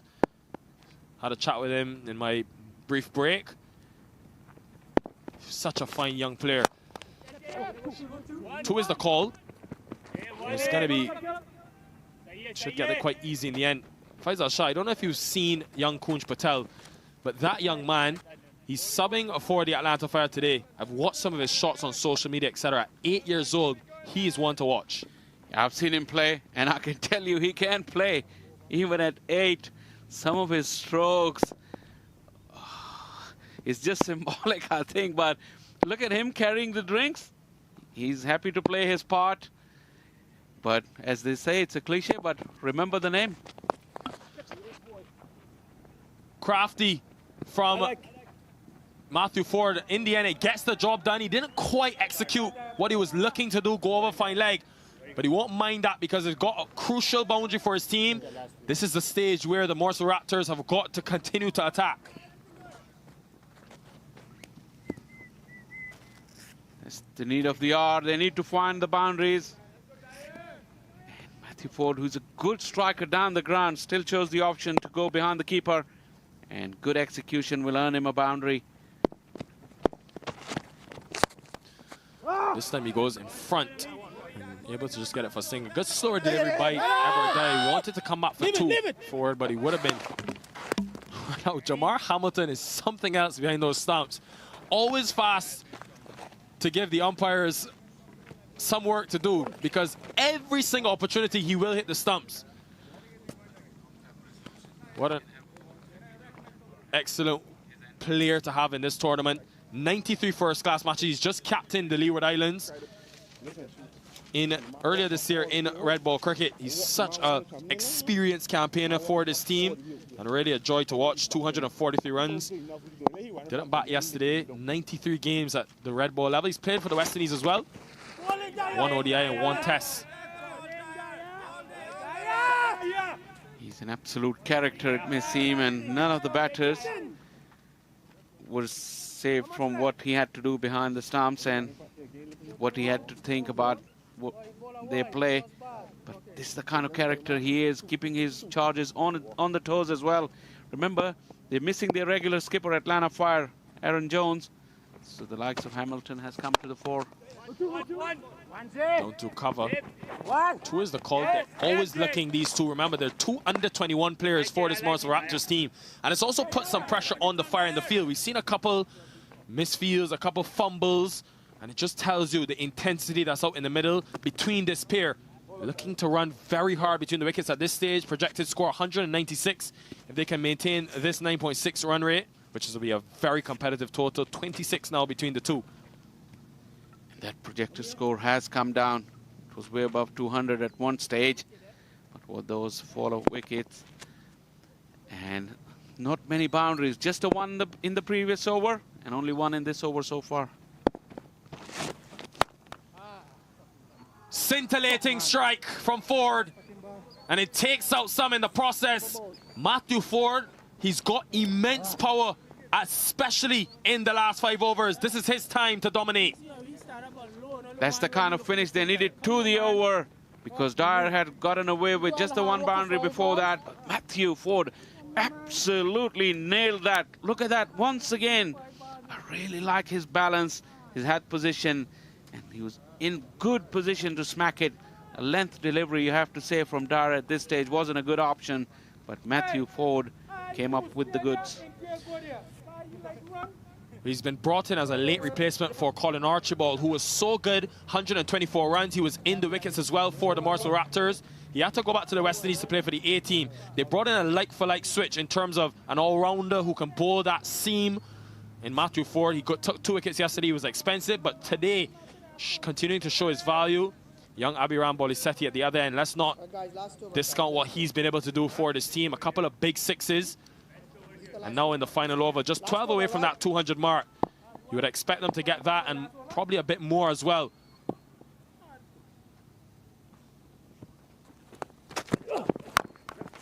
And even though the Atlanta Fire... Oh, it's gone through Amila Aponzo. He's one of the best fielders in this tournament. You would have expected to stop that, but it's gone straight through him. There is no way that should have gone to the boundary. It hit him pretty low on the bat. He couldn't get underneath it, but this is the power that these players possess these days. That even from that part of the bat, look at how it went away. Luckily, it was in the gap. And Amila Aponso couldn't cater for the extra bounce of these hard Atlanta field surface. But that's a great start to the over for the Morrisville.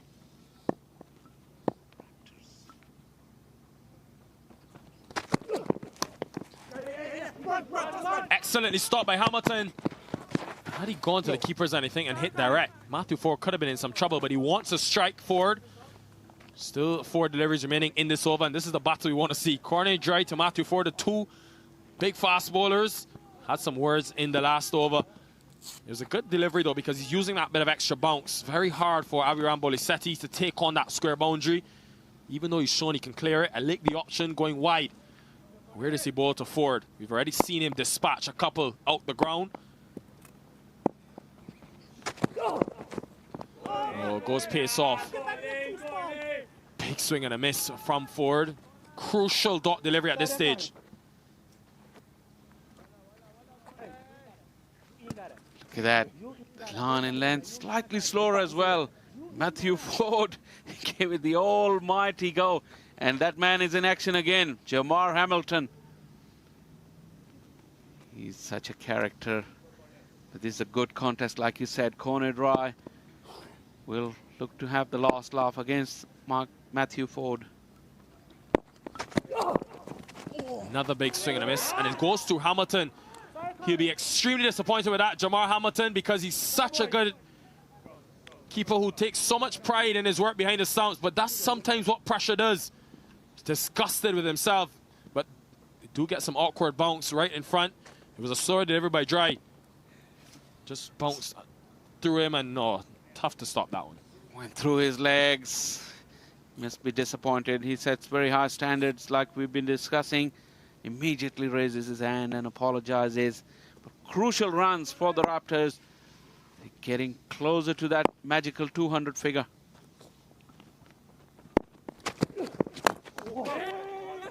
Extremely well bowled. 34 runs, now 35 make that, have come from the last 17 deliveries of this innings. And even after going into the last 5 overs, the Fire were able to pull things back. You look at the 16th over, they only conceded 8 runs. Then in the 17th, 7. But since the 17th over, when this pair has come together, the 2 youngsters for the Morrisville Raptors, they've gone at almost 2 runs a ball. It's been excellent to watch, almost 12 and over since that 17th over, and it's helped them get up to that 200 mark. Final delivery of the innings. And this is going to be a wide corner dry. He goes to the shorter delivery. Matthew Ford wanted the strike for that final delivery. After bowling a couple of slow deliveries, he went into the pitch. Way too high, though. Easy call from Par Samuels from square leg. On 199, so they're almost there. See, we are relying on you too much now. Bolisetti will look to go big with this final delivery, and you can see just Shamar Hamilton making some repairs. Of course, this 2022 Toyota Minor League Cricket Championship, these games is going to require a big start from them. We know what they have in terms of Raheem Cornwall and what he was able to do yesterday, 37 from 14. This man on screen is going to have a part to play with the ball in hand as well, with his cutters into the pitch.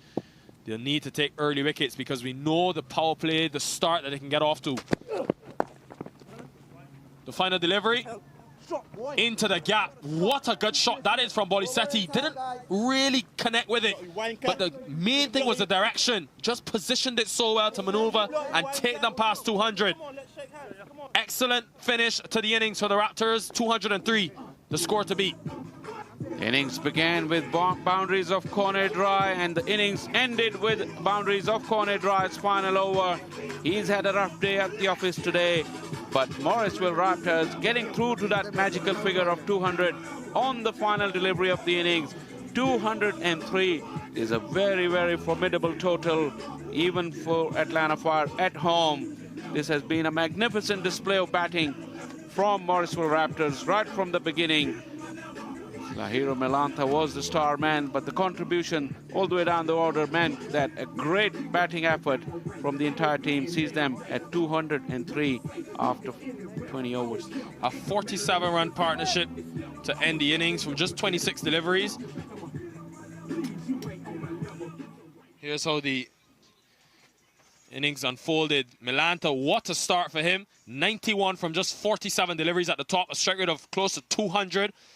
Then they lost their way in the middle, but it was all about the big finish from the two youngsters, Bolisetti and Matthew Ford, both with good strike rates, helping them keep that run rate to above 10 and get past the 200 mark. Bowling card, corner drive, went for 40 of his 4. Raheem Cornwall was the star man with the ball, 3 wickets for 25. He was really the man who pegged the scoring rate back after the 15th over. But overall, Atlanta Fire, their discipline wasn't there with the ball. Under attack from Melantha and the rest of the Raptor batters, really conceded too many. Well, it will mean that we have another exciting game of cricket on our hands. We saw 189 be gunned down yesterday by the Raptors. Today, they've got to defend, and it'll be 203 that they need to defend. The Fire are going to have to start well and continue to score at over 10 runs per over. What a first innings it's been, full of events. Lahiro Melantha, gorgeous to say the least when you look at his shot making through extra cover, through cover. The very first over went for 12 runs. It was 3 boundaries against corner dry, all through the offside. Just such a stylish player. Kendaswamy at the other end tried to support Melantha, got himself away as well. Anything short, he pounced on. And the Fire were very expensive to start, conceded over 10 runs per over in the first 6. Raheem Cornwall came, and he was also dispatched. And anytime you can hit Raheem Cornwall, who's so meticulous for a couple of boundaries, you know you're doing well. He made some adjustments in the field, but Melantha was just better to the task. Kendaswamy at the other end. I mentioned that anytime they had that sort of shorter length, he was able to pounce. This man, though, Lahiro Melantha from Sri Lanka, so glorious to watch. One of his 4th 50 for him today. And even he showed the ability to go big as well. Just pounced on that pace from Everard Dyer. When it was short, he hit it over square leg. Kendaswamy, the 2 opening partners, they got up to a 49-run partnership. Went over mid-off that time, Vinod Kumar, Kendaswamy, but then another start for him, and he had to go. Raheem Cornwall much slower, just walking past one. Kendaswamy, Hamilton doing the rest. So quick behind. Now this over went for 18 runs. It was the final over of the power play, and just when you thought the game was slipping away from the Raptors, they commanded authority with this final over, the 6th over. Leib Sauerman conceded 18, and then Ridwan Palash, an X factor with his off spin, came in with his off spin and took a wicket as well. Cornet Dry completing the catch at long on. Lahir Malanta with his left-hand ability, showing that he can attack all 360 degrees of the field. Got to his 450 of this 2022 Toyota Minor League Cricket Championship. He was brilliant. And at the other end, Jacob Ospiniar, who's been the leading run scorer for this team. He got a start yesterday, was disappointed he wasn't able to cash in. Today, though, a bit slightly different in terms of his rhythm. Was more supporting in his role to Lahir Malanta, but he's so good at using behind square because he's just nifty in his ability to open the face and ride it down. Malanta showed it as well to the fastest spin of Emilio Aponzo. But then Jacob Ospiniar, the partnership, 74 runs between these two was broken. Raheem Cornwall striking back, as he so often does, making an impact for this Atlanta Fire team. And in the same over, Dane Pete, who was the hero yesterday, 0 today, caught at mid-wicket. Just 2 balls he faced. Good catch by Sauerman in the end. And Abhiram Bolisetti, this is the pair that finished it off. 47 and just 26 deliveries. The 2 under-21 players for this Morrisville Raptors team. And Bolisetti, boy, was he impressive. A couple of boundaries to a point. And just such a strong base. The youngster, he would have been hungry to cash in after missing out yesterday. Matthew Ford, first return of runs for him in his 2nd season of the minor league. Just his 2nd game for these Raptors, but boy, does he have some power. So effortless, that maximum, which went a long way back. And this partnership was the one that made all the difference. Abhiram Bolisetti in the last over, helping his team with a final delivery get up to 200. Just positioned it so well, the timing, immaculate, and in the end, the psychological advantage of that 200 mark. When we return, don't go anywhere, don't move a muscle, don't change the channel, because the Atlanta Fire, who are at home in a must-win for them, need 204 to win at 10.2 runs per over. We'll see you soon. You're watching the Toyota Minor League Cricket Championship, presented by Sunoco.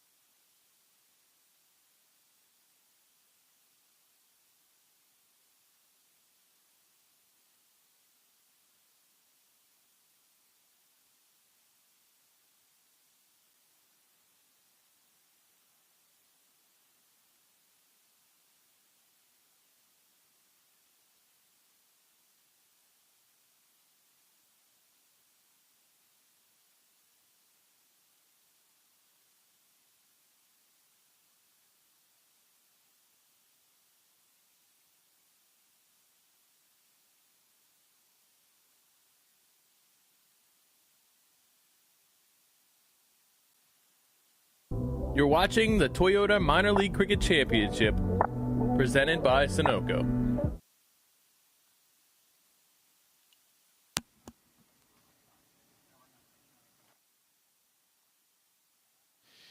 The Morrisville Raptors, 203 on the board.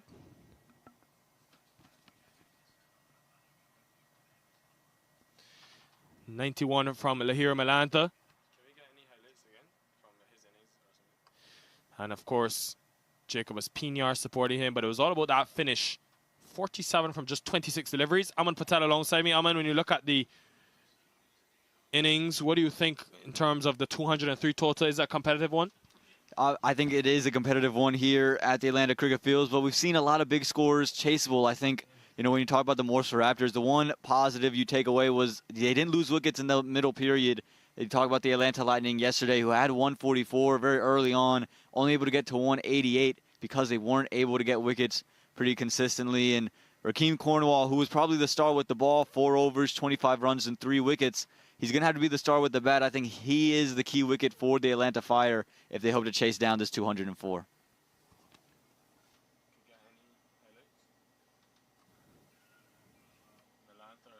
The Fire need 204. Of course, for victory. They have to go at over 10 runs per over. And the reason why this is such an important game for the Atlanta Fire and the Morrisville Raptors is because when you look at the Southern Division between the two teams, it's really a neck-and-neck race. When you look at the Lightning, the Atlanta Fire, and the Morrisville Raptors, you can see there, if you really analyze this, obviously the Galaxy and the Lions, you think they're out by now. But the Atlanta Fire, 15 points in their 10 games. They have obviously 4 more, including this, games to go in the group stages. The Raptors have got 5. And you know the importance of this inter-division rivalry. First time these two teams are meeting in this tournament. Next weekend they'll meet again, coming to you next week, Friday. And that will be another mouth-watering affair in your hometown, Aman Patel, but also under lights. Everything changes in Morrisville under the lights. We've already seen some brilliant games, and we know this one's going to be brilliant, and we're ready for some more brilliant stuff back in Morrisville. Well, that first innings was highlighted by one brilliant innings, and this has to be Lahira Malanta, a strike rate of close to 200. Boy, was he mightily impressive. We know the reliance on Jacobus Pinar and Malanta. 91 from 47, 8 of these boundaries, and 6 maximums to go with it as well. But he's just such a stylish player, one that you would have watched for a long time, Aman Patel. Yeah, he came into the Morrisville setup last year, and immediately his impact was felt. And again, this season has been such a key member up top of the order, scoring a couple of 50s at Church Street Park, scored one last week, and now he's back in another big innings for him at the Atlanta Cricket Field, showing all the shots against all the bowlers.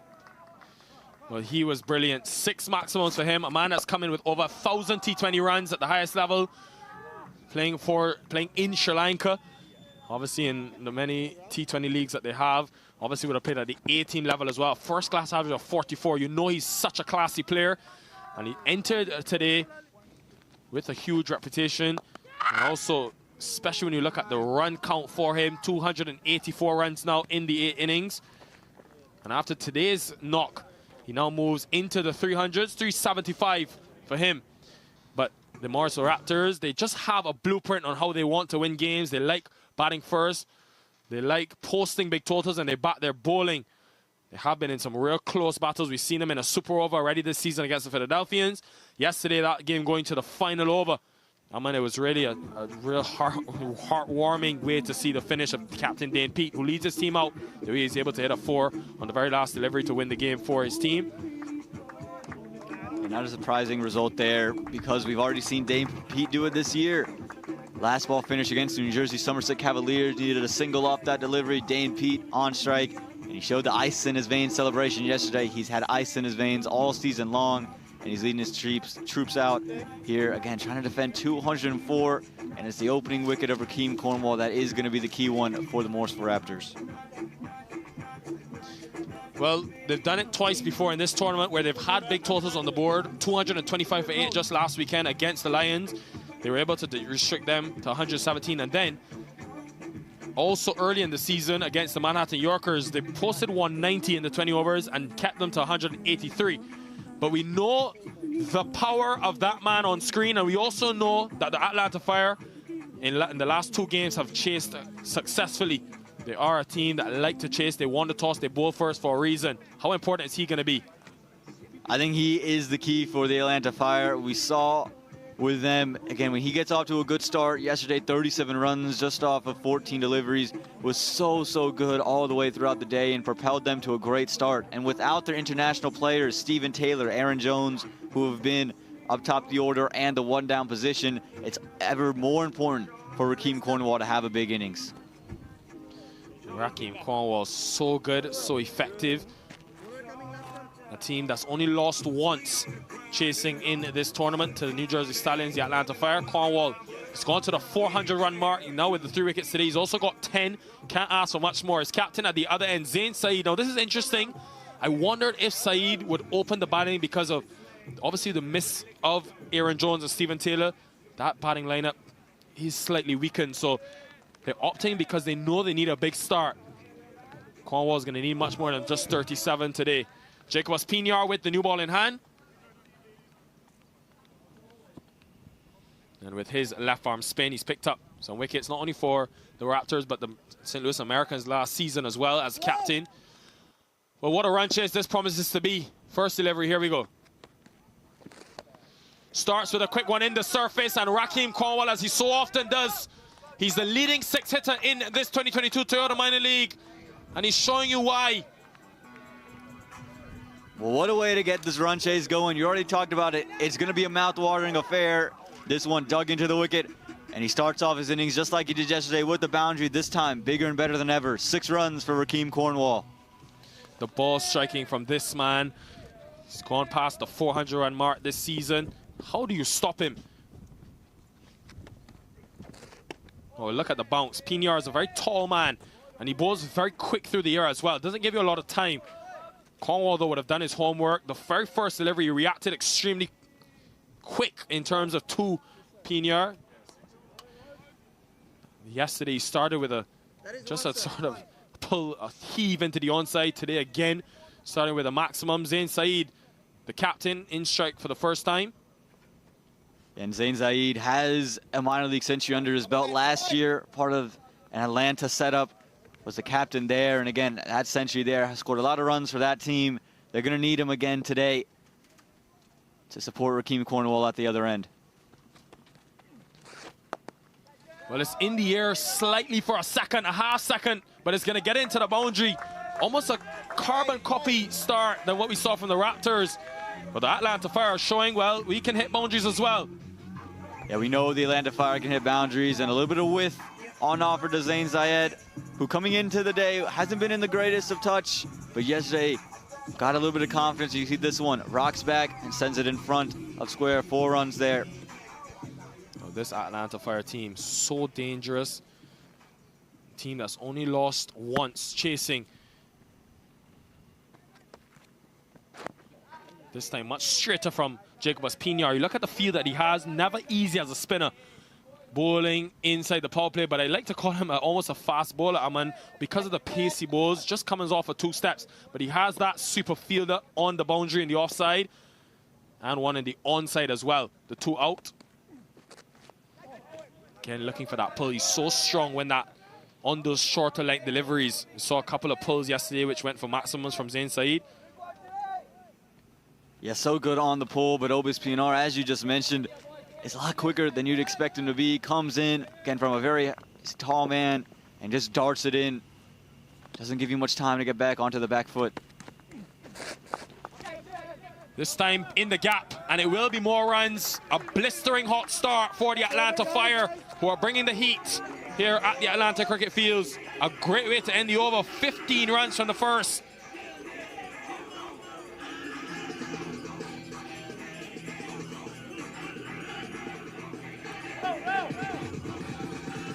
The batting lineup, a lot to come for the Fire, but it'll be a lot on these two because they've got to go big. We saw already 67 runs being scored in the power play for just 1 wicket for the Raptors. These two are going to have to cash in.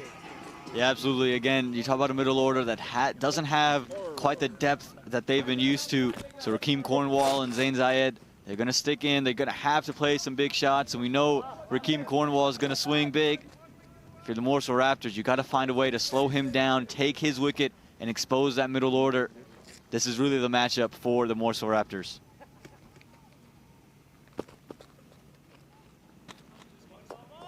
Well, Padala, who's been the leading wicket taker for this team, Aditya Padala, 20 wickets now in his minor league career, just under 21, young man. And what a knock it was yesterday. Today he's got to do it with the ball in hand. Went wicketless, but he made a contribution. And he's bowling to a man who's got more sixes than fours. 39 sixes compared to 34 boundaries. And that's not often you see something like that. Oh, wow. Wow, how close was that to taking the outside edge? Now, this is very interesting, Aman. Lahiro Melanta's come up to the stumps. And it just probably forced Rakeem Cornwall to stay in his crease. He's a man that likes to come down the track, likes to get close to the pitch of the delivery. Yeah, you can see it here. Lahiro Melanta, very good wicketkeeper, and routinely does this to Aditya Padala. Nothing new. Likes to keep the batsman stuck in his crease. Yes. There again, wide outside the off stump. Probably the where you want to bowl to him. That left leg from Cornwall just sort of plants it straight down the track. So it then allows you, as a seamer, look at the angle as well. Left arm over, pushing the ball across the right-hander. This is good planning from the Raptors. It's got a fluent action as well, young Padala. I like it. Now this is in the air. Long on in place. Long on takes the catch. They've got the big scalp. Cornwall is walking back. And they know the importance of this wicket. Lahiro Melanta, who's usually a very quiet individual, you could hear this celebration on the stump mic. He knows the importance of this wicket, and it's young Aditya Padala, who scored some big runs off the bat yesterday with the initial wicket, and it's Obis PNR in the deep, safest pair of hands. Rakeem Cornwall just trying to go down the ground, but all he could do, pick out Obis PNR, and he's got to walk back. Came off the inner half of the bat. He'd be disappointed. Cornwall gone for 6, especially when you're chasing 200. Need him to cash in. 15 now for 1.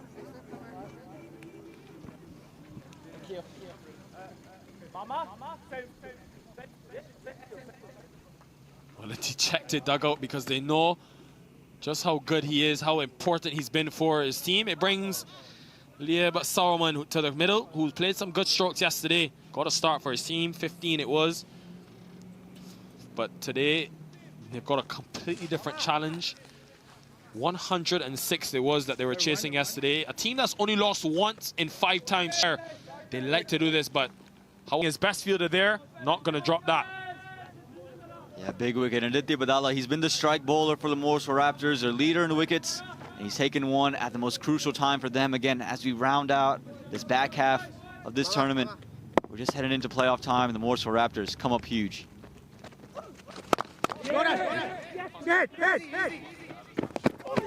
Run out chance at the bowler's end.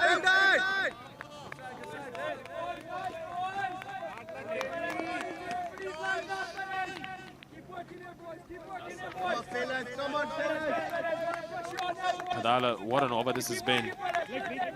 Wicket and a single, just a single after 15 runs came from that first over. And not only, they won't be too worried about the runs because they have the luxury of having 200 on the board.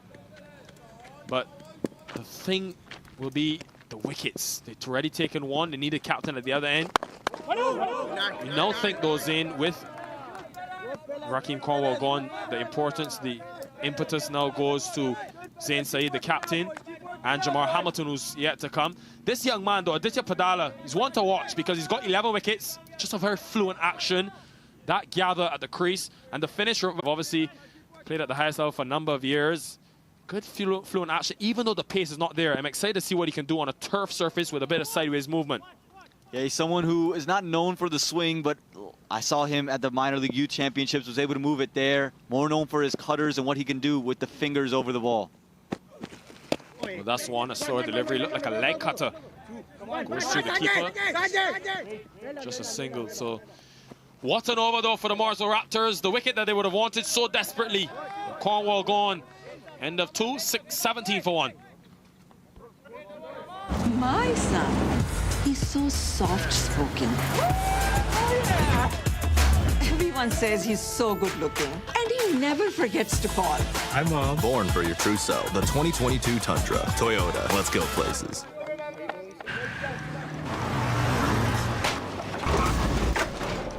What's up, Dad? What got into you? At Sunoco, we know how to fuel peak performance. Fuel your best. Well, this 2022 Toyota Minor League Cricket Championship continuing to intensify, continuing to heat up weekend by weekend. In the last over, a big moment for the Morrisville Raptors. This is such good bowling because the previous two deliveries, Padala was able to push it wide of Cornwall. Then in the very third delivery of the over, went straight at the body and almost caught him off guard. Even with the long one in place, I mean, you thought maybe you would have predicted that line. But in the end, came off the inner half of the bat. And we know he's human at the end of the day. Raheem Cornwall, as important as he's been, he's almost gonna fail at some stage. Yeah, surprising. We didn't know if Raheem Cornwall was human here. In his first match, it's 16 sixes, so obviously not something that many humans could do, but a little kink in the armor. And the Morrisville Raptors, they took advantage, they've got the wicket, and all the pressure now rests on the shoulders of the Atlanta Fire. Well, Saravana Kumar into the attack. 8 wickets this season, been a decent run for him. We have Saruman. Hits it well, but straight to the fielder. And all of a sudden, the dot balls being strung together. The Atlanta Fire, well, they've still got a lot of batting to come. Jamar Hamilton, right of screen, very important. He's gotten a few 50s in this tournament. They have to ensure that they take this game as deep as possible. Silence in the dugout. I don't think they're used to seeing Cornwall sit next to them inside the power play, at least.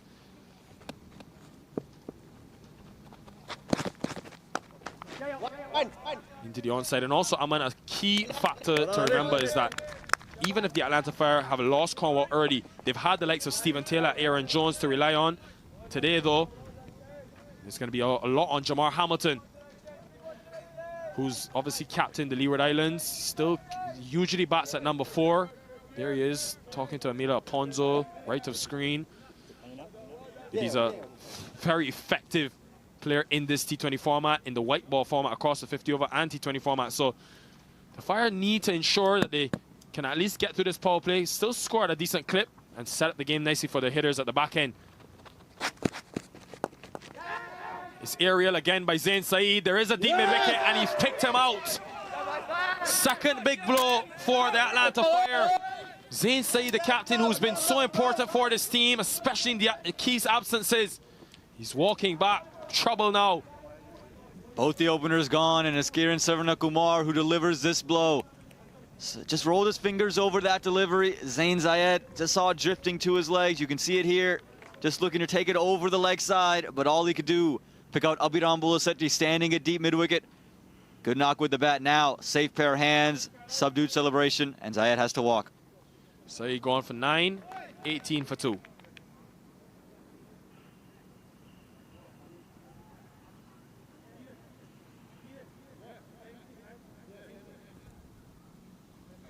But if it's one man to get the job done for the Fire, it's going to be this man, Jamar Hamilton, because he has the ability to take the game on and change the game with his power hitting. He comes in at number 4. He's had a good season, gone past the 300 mark. Would have played a couple, sorry, that's his career. He would have played a couple games last season for the Lone Star Athletics. Now coming over to the Atlantic Conference. He's got 243 runs in this year's tournament, averaging over 30. Jamar Hamilton, and a strike rate of 155. It tells you about his ability, especially in these power play overs. But I think, Aman, the main thing is going to have to be, can he get through sort of this power play without losing another wicket? Already 2 down the Fire. Atlanta up to the stumps again as he misses run-up Saravana Kumar. Yeah, again, I think the key here, if you're the Atlanta Fire, is just got to hold on to wickets. Again, you take a look at this one here. Just try to take it over the leg side, but just picked out the fielder for the Atlanta Fire. And for any game here at Atlanta Cricket Fields, we've seen if you lose wickets in bunches, it's hard to pick up the scoring rate from there. A lot of pressure on Leap Sarman.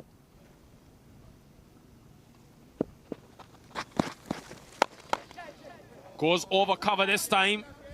well, tried to go over cover, but it doesn't matter about the execution. The main thing is that they got 4 for it. They need a lot more of where that came from, the Atlanta Fire. A little bit of width on offer, and he pounces on it. Leaps arm and just stays on the back foot. He's able to help it over the top of backward point. Gets 4 runs forward, and again, not the area who's trying to attack, but it'll take 4 runs nonetheless. Yeah, much more like it from the Fire. Someone showed yesterday, showed us glimpses in his very first innings that he can find the boundary in the offside especially. White signal down the leg side. Milanta up to the stumps. You have to be good as a keeper to stand up to the stumps to your seamers. Saw him do it to Padala. Probably could have, who likes to bat outside his crease, would have had to be sort of stuck in his crease. And now to Saravana Kumar. Both times it's inflicting wickets. You never know. These small things make a difference in this game of cricket. Again, something Lahiru Milanta consistently does to Rohan Phadke, Aditya Padala, and Kiran Saravana Kumar. This time goes over mid-on, but there is that long-on fielder in place. They like to keep that fielder there. A lot of times you see a bowler start with sort of a deep fielder on the 3rd boundary and one on the mid-wicket boundary, but in this instance, opting to begin with that long-on fielder and the deep mid-wicket, so no 3rd in place, probably because he doesn't have that express pace, Saravana Kumar. He does get bounced off the wicket, but not someone who contains an abundance of pace and bowls more off-pace deliveries, the cutters, the slower ones, much like Aditya Padala. So again, the Morrisville Raptors, they come in with the plan, and all their bowlers just look to execute on the plan. You never see them try to do anything more, anything fancy. Just going to see them continue to bowl cutters right on a length and dare the batters to take them over the top. Good delivery, getting some shape as well. Hamilton off the mark in his very first delivery, but another good over for the Raptors to continue to take wickets. End of 3, 25 for 2.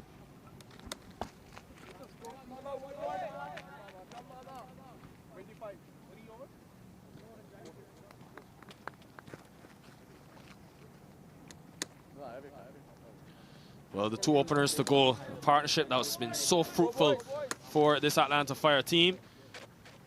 Both walking back inside of 3 overs. Big setback for the Fire. They scored 70 runs in the power play yesterday. Today, though, it's been much tougher going. Yeah, again, that wicket of Rakeem Cornwall, that's the big one. We talked about it coming into the matchup. That wicket falling is just so big for the Morrisville Raptors and for the Atlanta Fire. Got to scramble to find new men to take them over the line. Good to see the youth here as well in Atlanta. We don't always need a bat.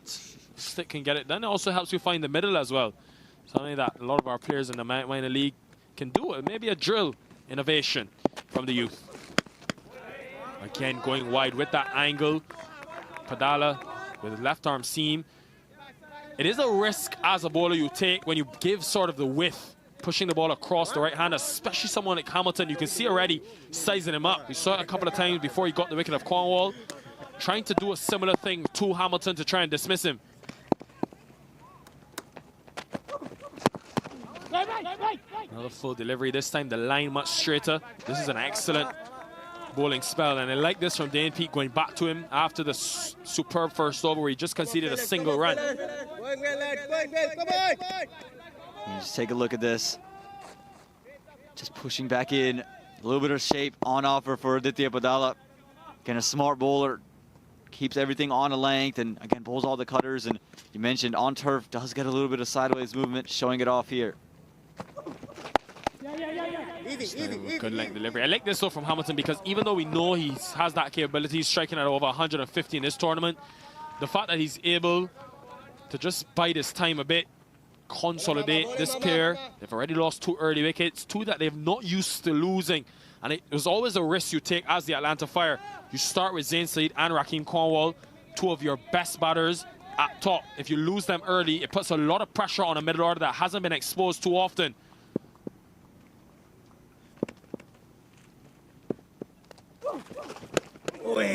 That one keeping a bit low. Interesting, very interesting. Of course, later today we've got more action coming your way. The Orlando Galaxy team that's hunting for a win in this tournament. Lost yesterday to the Fire. Up against the Atlanta Lightning, a team on the back of 2 losses. Who desperately need a win. They want to stay in the hunt. Another swing and a miss. How many times have we seen this? Outside that all stump, unable to make connection. And it's the very opposite of what happened with the 8th over too. We saw back-to-back dot balls, and Aditya Badala, he's producing that right now and just puts, again, with 200 runs on the board, scoreboard pressure always going to be there. If you amass dots in a hurry, you just create a lot of pressure on the Fire batters. Another swing and a miss, and another over that just concedes 1 run from young Aditya Padala. This is excellent bowling from him. End of 4, 26 for 2. 1, 2, 3.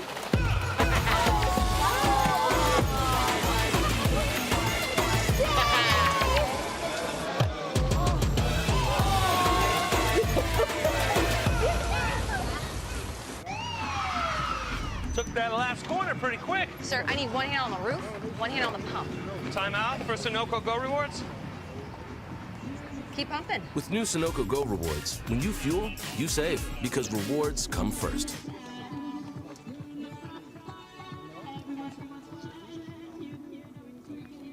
Jamar Hamilton, one of the leaders of this Atlanta Fire team, brought in for the Atlantic Conference, for the Atlanta Fire in this Atlantic Conference from the Pacific last season. Played a couple of games for the Athletics, got a few big scores, helping them get through to those playoffs. But he's got his work cut out for him. The asking rate goes past 11. Spin. Jacobus Pinar, 2 wide. And even Jamar Hamilton, who's looking to consolidate, he won't miss out on that. Couple of bounces. This man has been in the runs this season. He's so good outside the off stump and likes to free his arms through the line of the ball. Would have seen a lot of Obis PNR in that Central Division last year. This one just helped over backward point. 4 runs and much needed runs for the Atlanta Fire.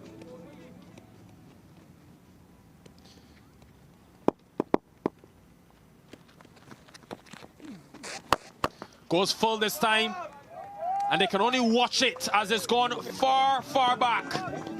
Jamar Hamilton, he could be the man for this Atlanta Fire team. He's that type of player, a game changer. Well, just a touch too short, the last delivery from Obis PNR. This time a touch too full, ends up being a low full toss, and Jamar Hamilton, he's too good of a bat to miss out on a ball like that. Sends it over, long gone. 6 runs and 10 runs for the Fire to start this over, putting a little bit of pressure back on to the Morrisville Raptors. Just hit over, picked up over long on, similar to a strike we saw from Bolisetti in the first innings. Which went a far way back.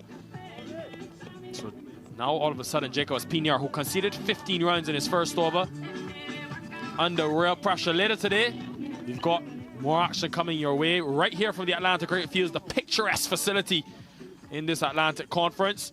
You mentioned the importance of the Atlanta Lightning, who currently sit in 2nd position, but they've played the most games in this Southern Division. They are on 11.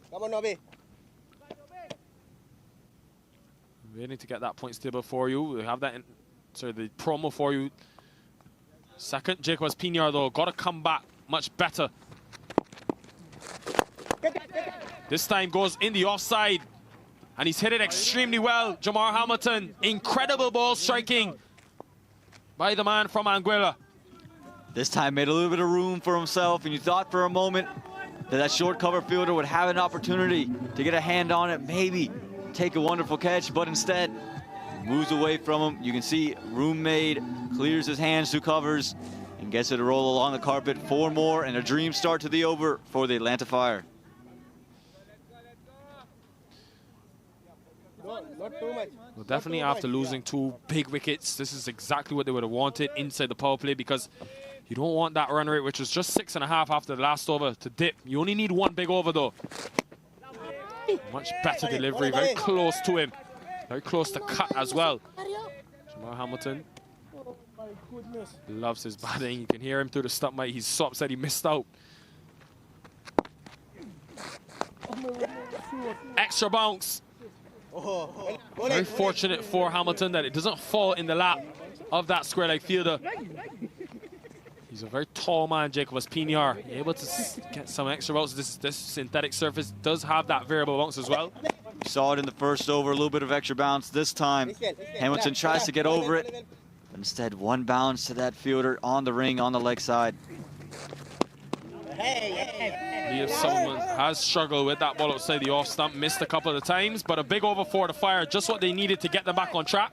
15 runs from it, 41 for 2.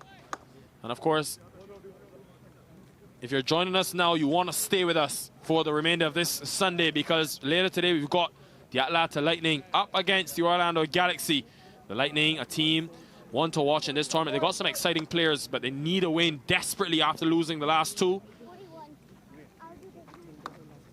Again, big games coming up, but in the matchup today, the Atlanta Fire just didn't get off to the start they were quite hoping for. It's been Rakeem Cornwall who's taken them over the top most of the days, most of the matches, but today gone for just 6 runs, and Zain Zayed follows the captain with just 9, and Lieb Sauerman and Jamar Hamilton have to find a way to get a partnership going. When he hits it, he just strikes it so powerfully, and even when he doesn't time it as well, he's still able to get it over the boundary. Matthew Ford will be disappointed. He's a good fielder. Got to it, but in the end, having enough momentum to take it over the boundary. All of a sudden, Jamar Hamilton has turned the game on for the Atlanta Fire. Strike rate of over 200 now. Yeah, we've seen Aditya Badala in the first delivery of all of his overs give a little bit of width. This time, Jamar Hamilton makes him pay, gets it over, covers for 4. Cracking from Hamilton. Just look at how fast that ball races over the boundary. What an innings this has been from the wicketkeeper batter. Excellent in this 6th over, the last of the power play. They're capitalizing. We've talked about it before, he likes width, so this time makes some room for himself, sensing Aditya Badala is going to go back onto stumps, and just punishes this one away through covers.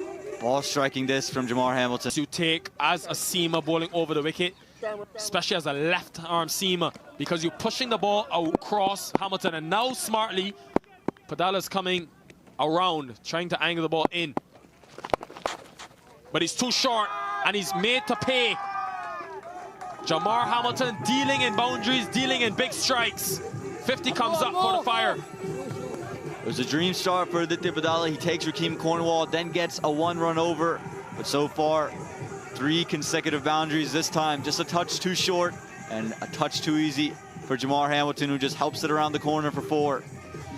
Now, it's interesting that he's changed his angle to come around the wicket after bowling so well from over. You look at the field that he has that deep mid-wicket. He had a long on as well. Hamilton just seems to be calling for maybe a change of gloves. But you look at the field. Interesting now for young Aditya Padala. This is going to be a big learning curve for him. He's got that sweeper on the deep mid-wicket boundary.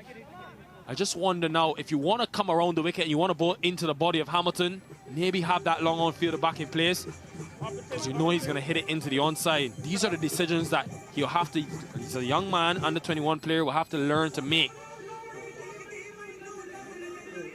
And again, the first sense of pressure being put on the Morrisville Raptors as Aditya Badala just looking to change his shoes, maybe some of the clay just getting stuck in his previous pair. But the Morrisville Raptors were on top of this match. Again, Rakeem Cornwall goes for 6. You feel very comfortable. Oh, young Kunj Patel doing some good work as today's 13th man. Oh, he's racing. The Atlanta Fire players, they'll have their work cut out for them, both on the field and off. Fire. Of course, this is what you love to see, youth in this tournament. And it wouldn't be possible without our sponsors, Sunoco, Dafa News, and of course our title sponsor, Toyota, for the 2nd year running. Great to have our corporate partners on board. Now he goes wide outside the off stump, and it's a big success for the Raptors. The fact that Hamilton hasn't hit that into the boundary, because his last 6 deliveries have all went, whether on the ground or over full. And all of a sudden, Jamar Hamilton has gotten the Fire right back to where they need to be. Run rate of 9.5.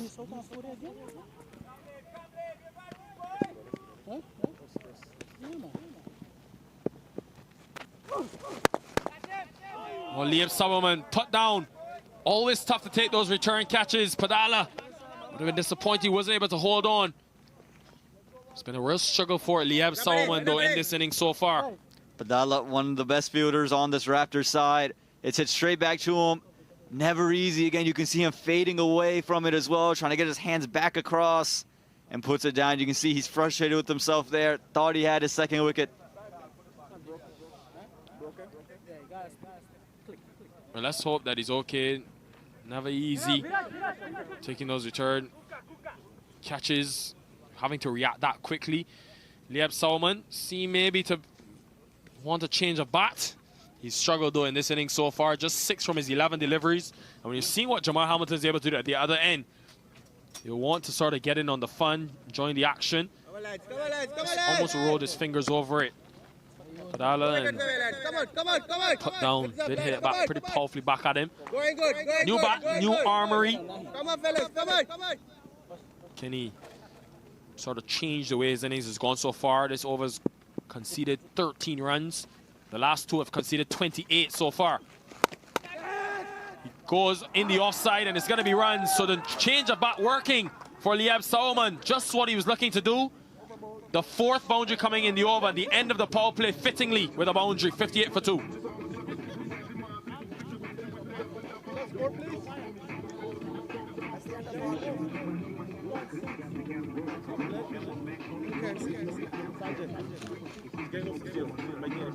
Just take a look at the Manhattan here. Comparatively, started off great for the Morrisville Raptors. After that first over, had a bunch of small towers, but ever since Jamar Hamilton and Leap Sarman gets the boundary, they're right back where they need to be here. 58 for a loss of 2 after 6.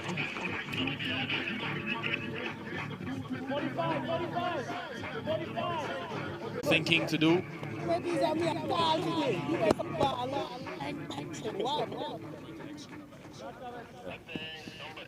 Yesterday we did see Dane Pete bowl the second over. He bowled 2 inside the power play.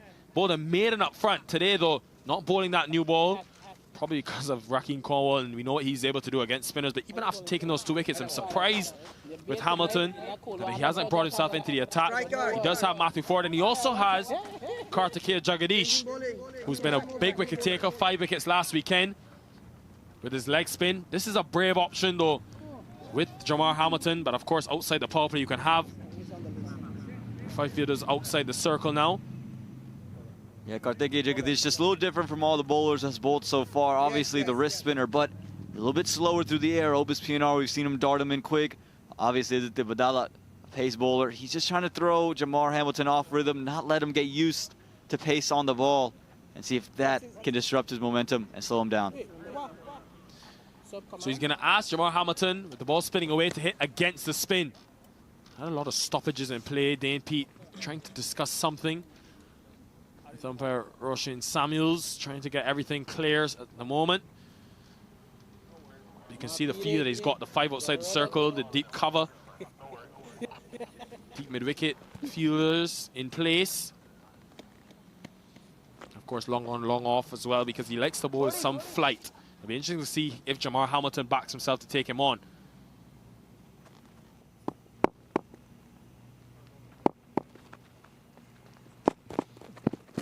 Oh, very close. May have been the googly actually to begin from Jagadish. He does have that delivery from the back of the hand. Almost tricking Jamar Hamilton. He can only laugh about it now. Could have easily gone back onto his stumps. Yeah, good start this for Kartikeya Jagadish. Shows the googly off straight away. He knows Jamar Hamilton wants to cut. Nearly comes back. Solomon picks that up too short, and he has enough on it to go all the way for 6. Come on. Those in the crowd, be careful, because this partnership is proving to be very dangerous for both the Raptors and the fans in attendance. Well, the new bat's doing wonders for Leap Sarman. That's the second boundary with that new bat. Just drug down short, got onto the back foot quickly, and once it left his bat, knew it all the way. It's going to be 6 runs. Even with that deep wicket fielder in place, it's just too short from the leg spinner.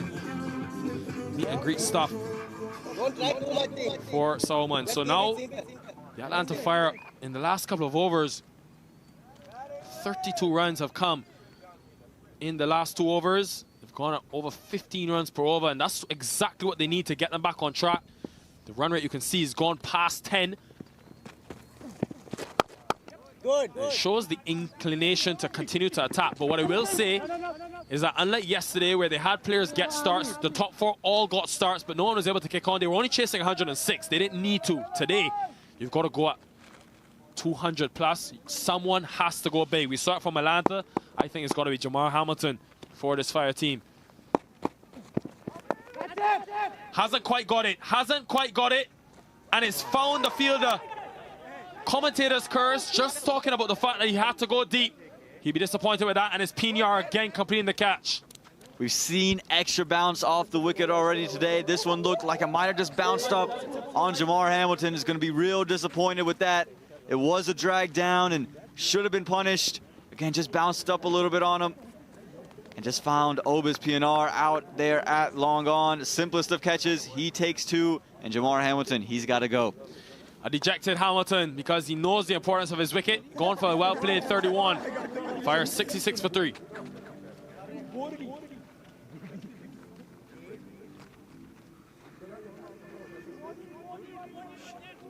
You think now with that wicket, looking to mix things up. They want to keep attacking. They've sent their tall fast bowler, Cornet Drive. We've already seen him be able to strike some big sixes, especially at this venue. Shuffle of the dice. They do, of course, have Rishi Pandey, more of a touch player. Everett Dyer can strike a few as well. Promotion for Dry today. Yeah, a bit surprising to see Cornet Dry here. More than capable bat. Likes to hit the ball big, but you would have thought with the spinner in play, maybe just save him a little bit for later. Bring on a Rishi Pandey just to touch it around and keep the scoreboard ticking. But sometimes fortune favors the bold.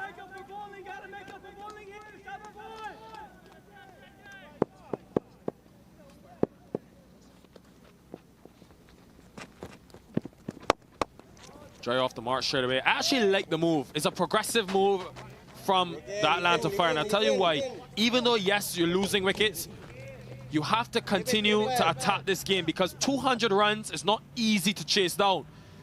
You can't afford to fall behind. So Coach Weldon Cornwall, Captain Zain Saeed, they've looked to send Cornet Dry to continue from the damage that Jamar Hamilton was able to create. End of 7. A big wicket taking over for the Morrisville Raptors, 67 for 3.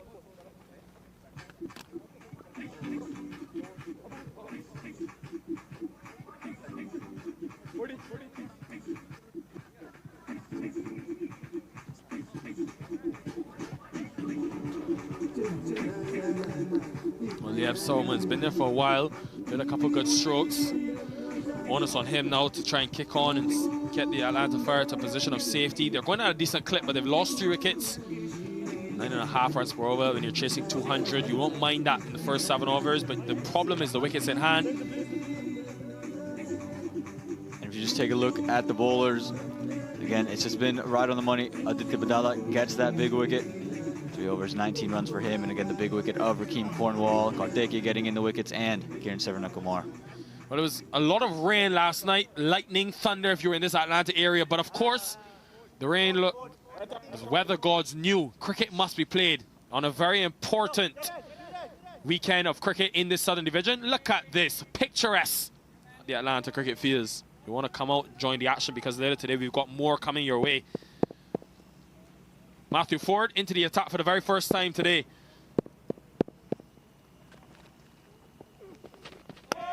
Good delivery straight away. Able to beat the outside edge. You've seen that a couple of times from Lieb Solomon. He's been beaten outside that off stump. Ford comes in as a wicket taker. 20 wickets last season. The first bowler to ever take a hat-trick in minor league history. Of course, played for the Michigan Cricket Stars last season. Now making the switch to the Atlantic Conference. It's just his 2nd game. Replacement for Colin Archibald.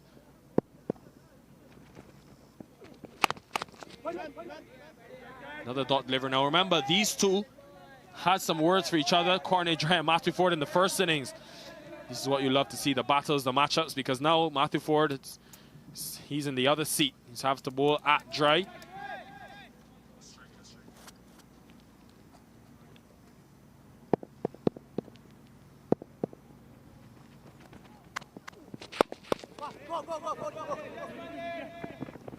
Two is the call. They're going to come back as well. Good running. That's what you have to do. Show a bit of extra impetus.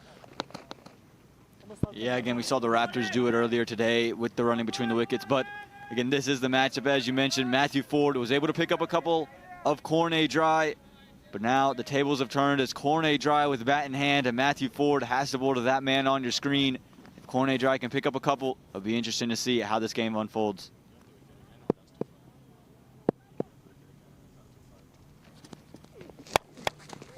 Rolling his fingers over at Cornet dry. Just felt like he missed out on that shorter delivery. And Matthew Ford, is a good start by him, just conceding the 3 runs. In the last over, Kartikeya Jagadish was brought in to take wickets, spin the ball away from Hamilton, getting a bit of extra bounce. He's going to take that on every day of the week. And unfortunately for him, picked out Jacobus Pinar. Over the keeper's head. Bit of luck for Liam Salmon. Strikes the commentary booth in the process as well. Well, it doesn't matter how they come, it just matters that the runs are on the board. Top edge there, didn't quite climb the bouncer. But Lahiru Malanta, no chance behind the stumps, and it was racing away. As soon as it left the bat, 4 runs, and just tell the commentators, there's still a match to be had here. 130 more runs needed. They've got to go up to over 10.5. Starts from very wide of the crease. Matthew Ford then approaches and gets close to those stumps so he can be attacking. But he won't mind that first over too much. Just a single boundary. 74 for 3.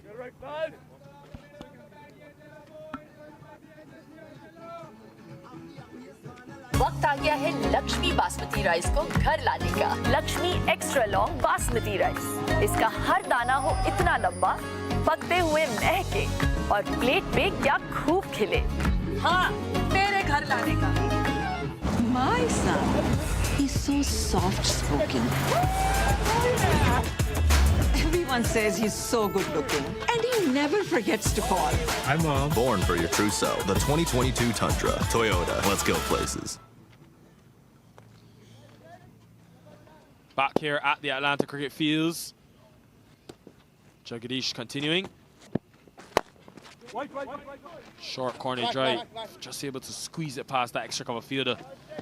He'll get a single, but the ones won't hurt the Raptors too much. Remember, a team that won in nail-biting fashion yesterday, chasing down at 188 against the Lightning on the very final delivery. Today, though, they batted first, lost the toss, and were able to surpass that 200 mark. They've started extremely well with the ball in hand.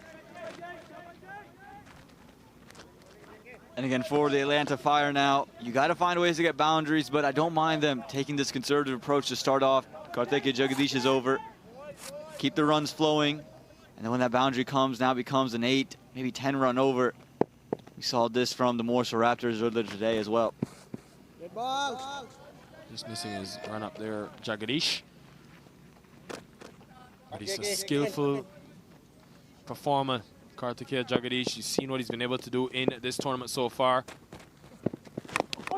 Oh, under edge, always so difficult for any keeper to take.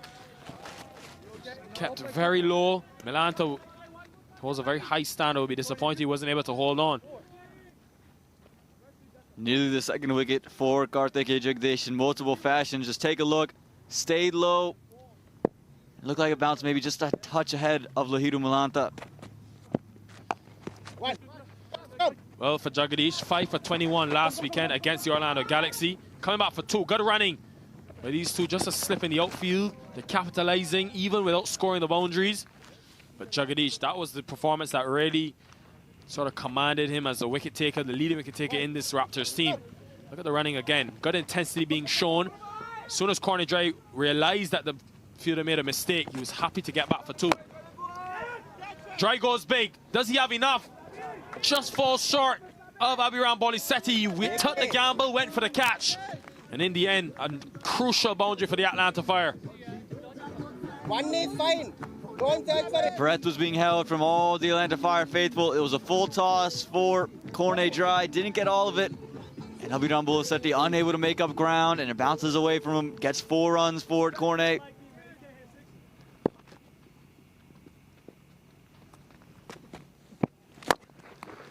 on the ground powerfully again.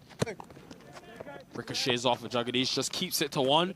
Another good over though for the Raptors. They won't mind that too much. 9 runs coming from it, 83 for 3.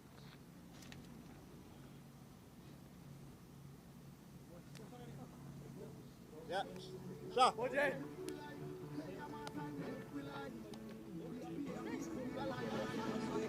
Cornet Dry come to the crease, played a couple good strokes. He's sort of pushed the scoring rate, keeping it to above that 9 run per over mark. Work to be done. Still 11 overs remain. They've got to score 11 runs per over. Right neck and neck, those two worms. Yeah, again, you can just see it here. It's just been right underneath for the Atlanta Fire. It's just the early wickets right now that are just hurting them. No, hasn't timed it at all. Running back, good catch by Jagadish over his shoulder. Excellent. And watch this, Matthew Ford giving Cornet Dry the send-off because they had words in the first innings. And he's got his man having the last laugh. Never easy to take a catch running back, looking up into the clouds, into the sun. And you can see Matthew Ford here, just digs it into the wicket, finds the top edge of the bat, and Karthik Jagadish, sharp catch there. Raptors so good in the field. Another good catch, and another wicket falls for the Atlanta Fire. Dry gone for 12. More trouble now for the Fire, 83 for 4. Batsman in, boys. Batsman in. Struggled today, the Atlanta Fire, with the bat in hand, conceding over 200 runs, and now Ridwan Palash comes to the middle. This team now in desperate need of someone. They've got Liam Solomon, but someone needs to stay there and support him, but they've got to score as well. The complexities of this innings. The top order has been wiped out by the Raptors. They've done well to just continuously pick up wickets. And that's something that the Atlanta Fire struggled to do in the first innings, was the consistency of taking those wickets.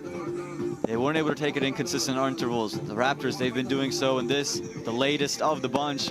Again, just hit straight up into the air, and Karthik Jagadish running back from backward points. Take a sharp catch. Cornet Dry has to go. Matthew Ford gets a wicket. Gets probably the wicket he wanted most out of anybody on this Atlanta Fire side.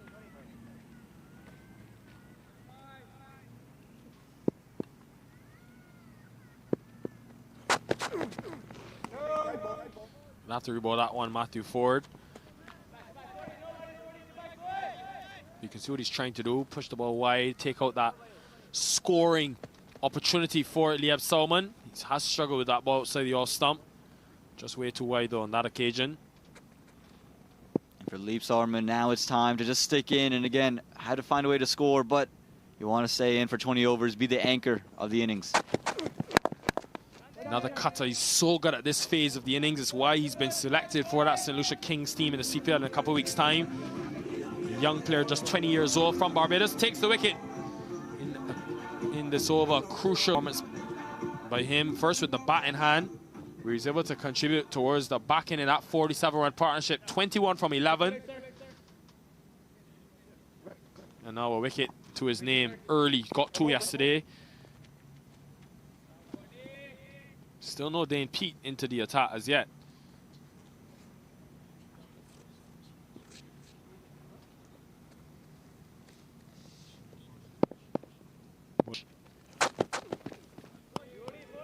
Leaves it outside the off stump early, tentative to start.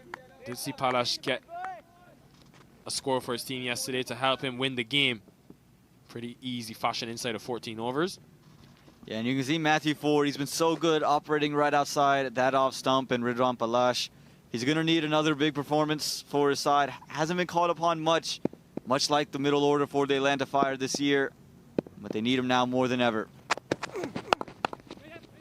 Again on a good length, and again happy to just keep it to 1. The Raptors singles won't hurt at this stage as that run rate decreases by the ball because of the wickets that they continue to lose. They do have Everett Dyer who can smack a few. We've seen Rishi Pandey play a couple good strokes yesterday. It's going to be tougher for him now with 5 fielders outside the circle. He's more of a touch player. You've got to score. Cover drive. But there is that cover fielder, but he's got it well, Sauermann. He's beat the extra cover and he's got a boundary for his team.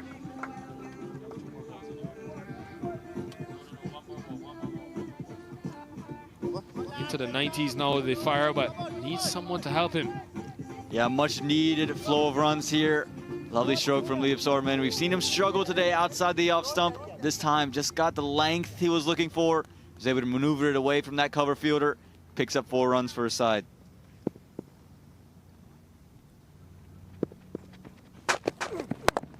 Goes again this time. And this time it's aerial and over the top. Similar area work for Bolisetti to do. Does extremely well to keep it in, save the certain boundary for his team. End of the over, 92 for 4.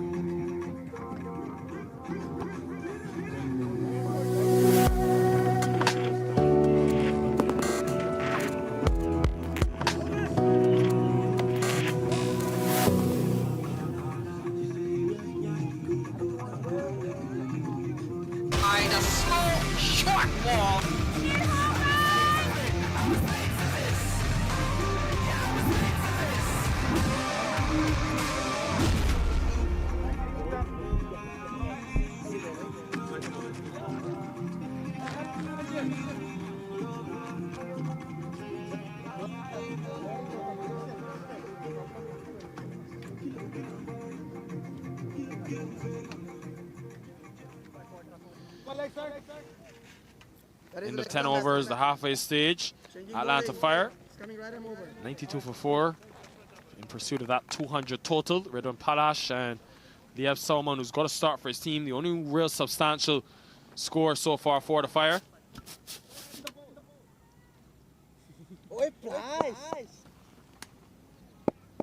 Dane Pete into the attack for the first time, the captain.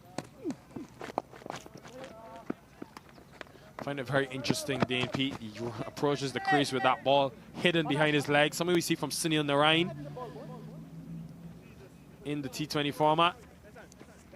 Not known to have too many variations though. It's all spinning. Got to ask him about that, Pete. 17 wickets for him across the 2 seasons. More known as someone that can contain, then leads to wickets. You saw him bowl a maiden the second over. He bowled 2 in the power play yesterday, but first over coming in the 11th.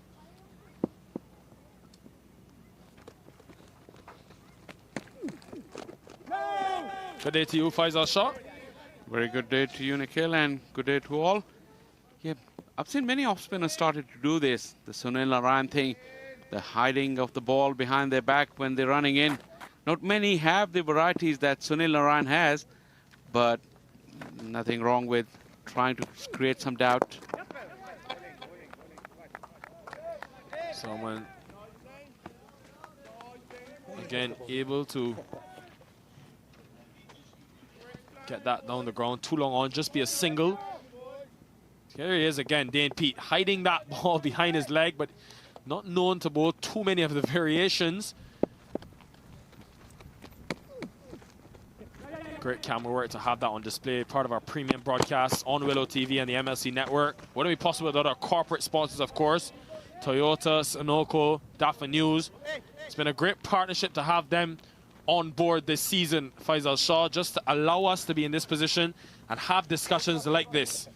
Absolutely, and great thanks to the sponsors and the pictures that we're seeing through our premium broadcast. Some of the most amazing replays never seen at this standard before. And already the season 2 of Toyota Minor League is bigger and better, and we expect more to come. Play into the onside. There is a fielder though at deep mid wicket. Just be a single. Again, it's a great thanks also to the production team as well. It's a huge logistic operation carrying this to different parts of the country every week. Just be a single to end the over. 5 from the over, the 11th. 97 for 4.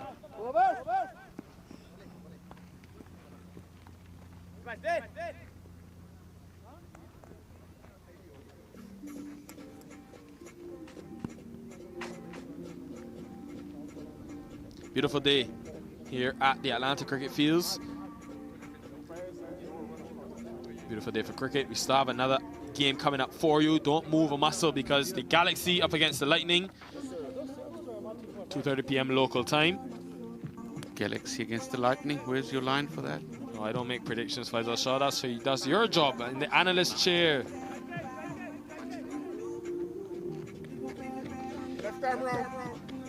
Well, going on form, safe to say that Lightning will start favorites. Really, they've lost the last two. The Galaxy beat this Raptors team, a team that beat them yesterday. The resources at hand, you know, just sometimes you've got to bypass the statistics and just look what the resources are on. Faisal Shah is a very interesting customer when it comes to these predictions. I'm gonna put him on the spot a couple times in this innings. We're gonna hold him to it, folks at home. He's sitting in this analyst chair. He's gonna earn those big bucks, Faisal Shah. Jacobus Pinar, 29 in his first 2 overs. It's been expensive.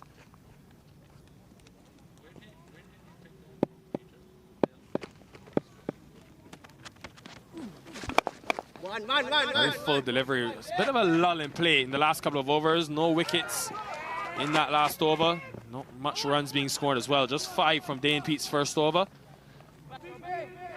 Now, it's always good to have, though, Faisal Shah inside the commentary box because he's a man, for those at home that don't know, who's been around Atlanta cricket for a number of years. Down the track and gone. Liam Salman was looking to sort of up the ante in this innings. And Lahira Milantha doesn't make too much mistakes behind the stumps. Many mistakes because Jacobus Pinar, great deception in the flight, much slower delivery, working for his team. Pinar wins that Battle of South Africa here. Leib was looking to be proactive. He had no other options because they're chasing a daunting task and wickets fallen through. He was set, he was looking to keep the initiative going, but Pinar's guile and turn too much for Leib. Got to continue to attack. He's gone for 31, 98 now for 5.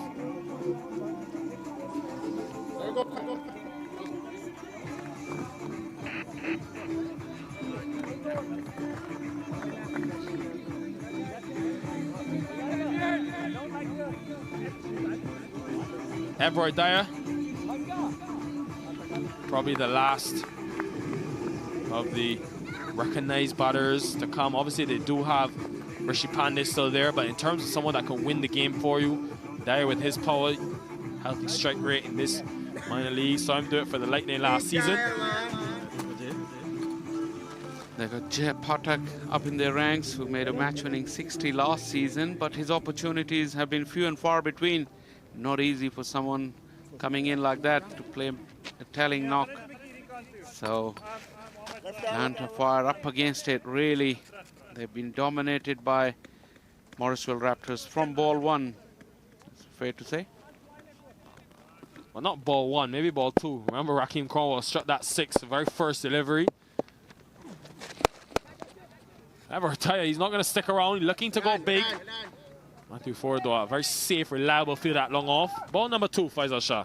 When I say ball 1, I go back to the first over of Kone Drive when Milantha started that onslaught, but look at that. Excellent turn, and the flight was too much for Leib. Need to cut Ridwan Palash. He's struggled in his first 7 deliveries. Just 5 runs so far. You can think now, though, there'll be a real tough task to score 12.6 runs and over with just 5 wickets in hand. Palash again going in the air. And well taken at long on. Excellent piece of fielding by Aditya Padala. He does it all. Hits big 6s, takes wickets, and now completes catches. Palash, as soon as he hit it, he knew he was in trouble. But excellent ground coverage from Aditya Padala. He's very, very alert in the field and very athletic. That dive in the end was necessary to catch that ball. Rolled over, came up with the ball. Another big breakthrough there for the Raptors. They can't do no wrong here. Palash, a nothing short really, a half-hearted strike, but that catch, that wicket belongs to Aditya Padala because he has completed a magnificent catch as Palash's vigil has come to an end. He's gone for 5, and Atlanta Fire 6 now.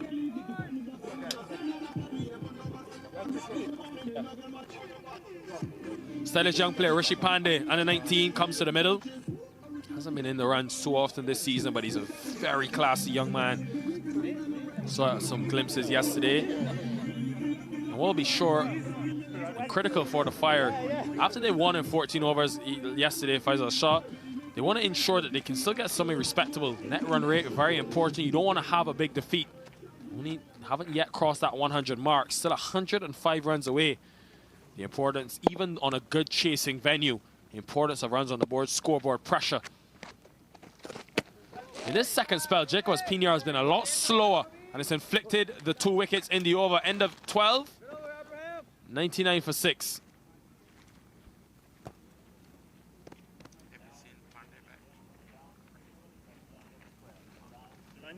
Come on, lads. Come on, lads. Captain is informed. Captain is 3 minutes down. Captain informed. Someone here. Someone mid-wicket, please. Come on, lads. Come on, lads. Come on, lads. That's been the story for the Atlanta Fire. They've just lost wickets. The first, Raheem Cornwall was the first to go, and that never really caught themselves from the very start of this innings. 2 wickets for Pinar, again in the wickets. 3 yesterday, 2 today. Pete continuing. All goes to everyone. The batter and the keeper. Getting some grip on that occasion, Dane Pete. Should be buys. Will be 4 of them as well. Yeah, you don't see that very often. Lahiro Malantha very, very accomplished behind the stumps. Couldn't complete. Relatively straightforward. Well, that turn was probably a bit too much. It went between the bat and pad. Must have got blinded, Lahiro Malantha. He was static with his feet as well. Excellent delivery from Dane Pete. Could have maybe had a stumping opportunity, that previous delivery. Went through bat and pad and went through Lahiro Malantha, but a good over so far, good spell so far from Dane Pete. The 2022 Toyota Minor League Cricket Championship, presented by Sunoco, of course. 7 weekends of blockbuster action and entertainment for you at home. We've gone all across the country, started in Los Angeles, gone to Houston, San Francisco, St. Louis, and now on the Atlantic side of things, Philadelphia last week. The action even better this weekend in Atlanta. What will be your headline for Dafa News tomorrow? The Morrisville overtaking both the Atlanta sides here. Well and truly conquering Atlanta. And of course, how could I forget New York City? It was great to be there in Idlewood Park. Looking to go big. The Dafa News headline is a good question to ask Faisal Shah, because a lot of these players are going to be competing for it. Yesterday it was all about Cornwall and his man of the match performance. Today though, it's been all about the Raptors. I think the way that Lahiro Malantha commanded authority with that 91. He's now behind the stumps, but boy, is he extra special for this team. And a big reason why they were able to score at 9 runs and over throughout the innings and then propel themselves to go big at the back end and get over that 200 mark. It's a psychological advantage as well. You have when you do score that 200. They're on the way to win this, you think, from here. 2 is the call. Will just be a single though to Rishi Pandey. Run rates are also very crucial. You were mentioning the game Atlanta Fire finished off very early yesterday, but they're facing a huge defeat here. There's plenty of time still left, but with 6 wickets down and 98 runs to get. I think they've got to get to at least 150. Talk more about that in the next over. In the 13, 106 for 6.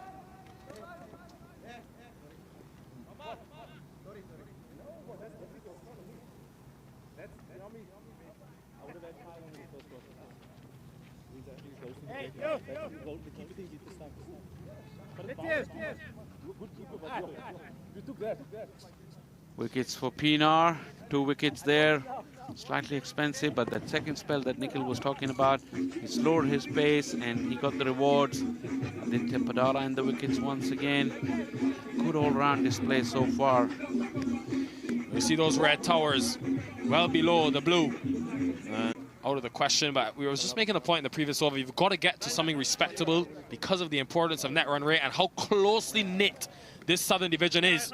So even though you're facing and staring down the battle of defeat, you've got to ensure you get to at least 150, cut down the margin of loss.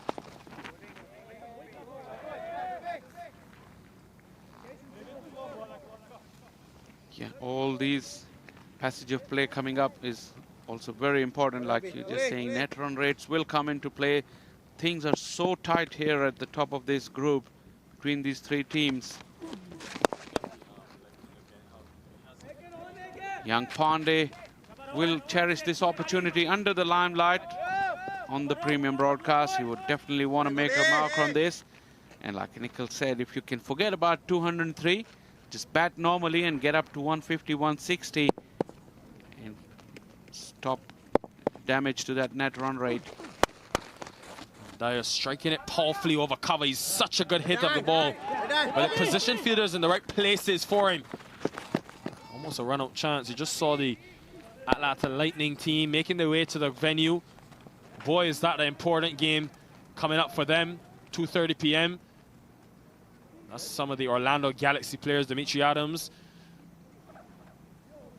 But boy, is it going to be an all-important game for the Lightning. A team that really could feel hard done by, posting 193 and 188 and losing. Tells you that their bowling is the area that they've struggled in the last couple of games. Dyer's been sizing up that deep mid-wicket boundary for a long time.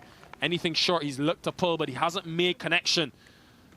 You think, though, if he does latch on to one, it could go a long way back. Tries again, has got it in the air, and has got it enough over the man. I don't think he's quite got it as well as he would have wanted, but it shows you the power of Everard Dyer. Yeah, he didn't get all of it, but the power is such that it was just about enough. Fielder there was interested. This is the modern day batters. They don't face fielders on the boundary line. Every time they take on them, they have confidence they can clear them, and even a slight miss hit earns him a maximum. Full this time.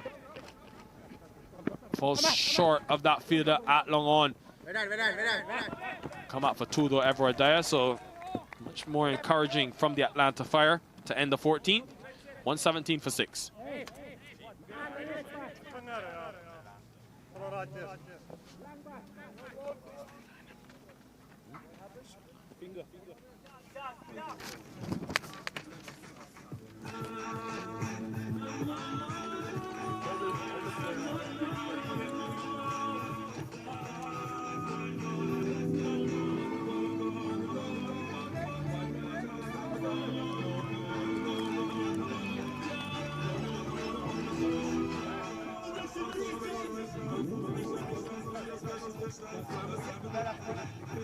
Six overs remain in this contest.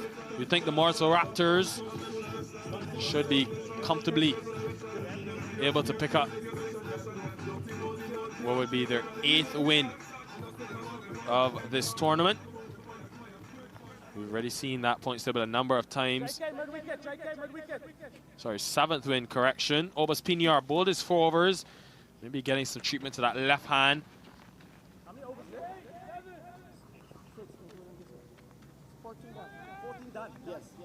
Dane Pete, the captain, is bowled 2 on the trot, bowling his 3rd as well. Just worked into the onside. Well, Rishi Pandey, I like this because even though it's probably inevitable at this stage that it's going to be very hard to win the game, they've given them a chance by taking the game as deep as possible, especially with Everard there at the other end. You don't need to go big. Yesterday, he got out trying to advance down the track and take on the long on fielder, which is sort of not his game, Rishi Pandey. Why don't you make use of every opportunity you have at the crease? Dyer again, going. Has he got it? Has he got it? He hasn't. It's a catch taken. He doesn't stick around Everard Dyer. He attacks. And another good catch taken in the deep by the Morrisville Raptors. Ron Padke this time. Such a useful team showing you in the field. Everett Dyer was trying, got away with it in the last over. Low full toss, quite quick, hit him low on the bat, no timing, and Rohan Patke is an excellent fielder. This is the advantage that the Raptors have with so many youngsters in the field. They're very good in the field. And Dyer has to take the long walk back. Atlanta Fire really struggling. 118 for 7. Dyer going for 12.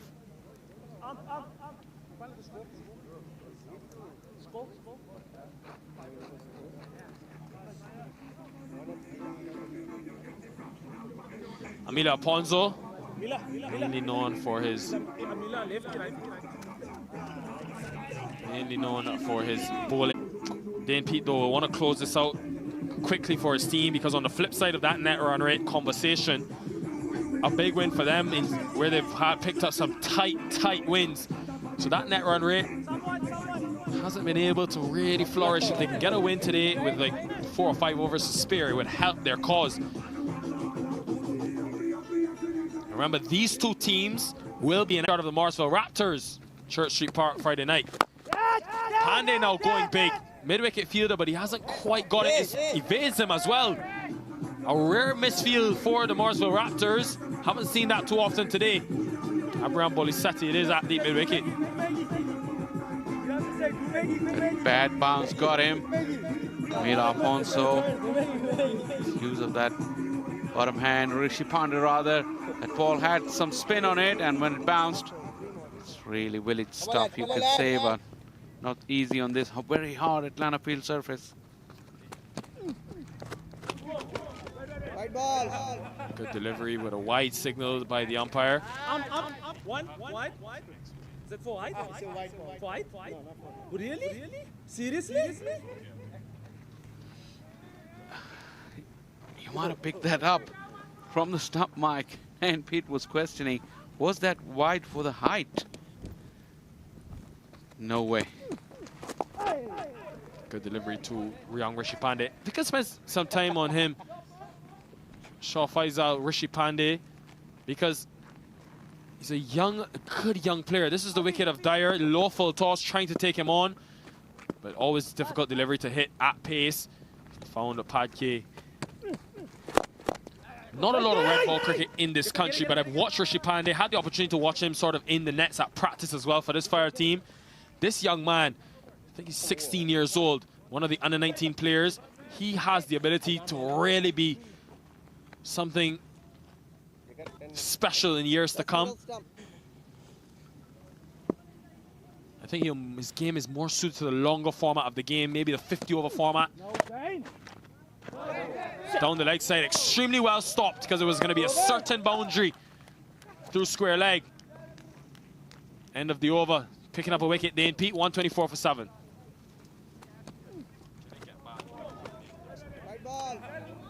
A slow, short ball.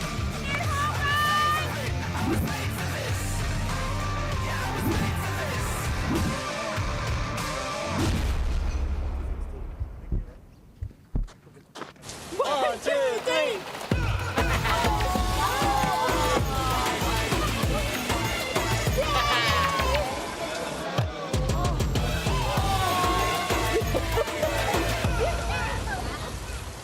Done, right?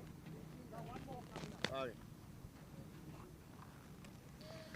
The leg spin of Kartikeya Jagadish back into the attack. Already picked up a wicket. The crucial one of Jamar Hamilton. Will bowl his third over. Nikhil, you're talking about Rishi. There's an interesting fact that we can talk about it through this over.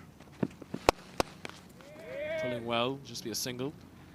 We've seen the advent of quite a few young bowlers through this minor league, through the playing two of them in the playing 11. Not many batsmen that come to mind. And you make a very good point. There's not a lot of red ball cricket here. And in this country, for the youngsters. Picks it up well, Amila Ponzo. Matthew Ford does even better though to stop it. I would challenge that though, Faisal Shah, because you look around the country, Sanjay Krishat stands up with the bat. 75 from 25 deliveries for him yesterday. Rishi Pandey, we've seen in the first innings. Bolisetti able to hit well in that top order. Yasser Mohammed. through point, getting a quick single. Yeah, it's an interesting debate though, because Yasser Mohammed is someone that can open the batting, did it for the Manhattan Yorkers this season, currently with the USA international team.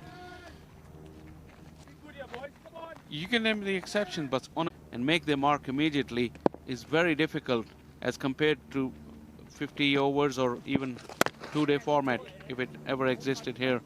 As we watch another single being taken, because for batters, this is the game asks too much, because the game is played at such a pace that sometimes they're behind that pace despite that talent and the correct technique.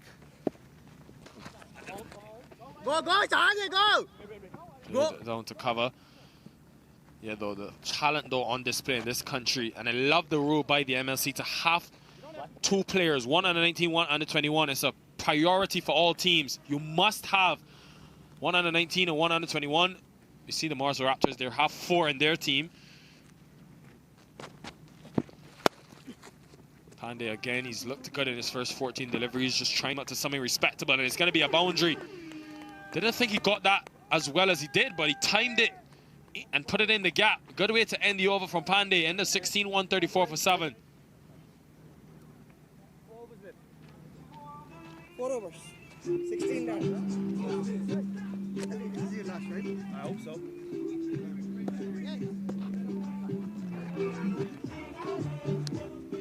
That batting card, very, very disappointing there from Atlanta Fire. The big man, Raheem Cornwell, couldn't get going today. Zain Saeed hasn't been in form this season like he was last year.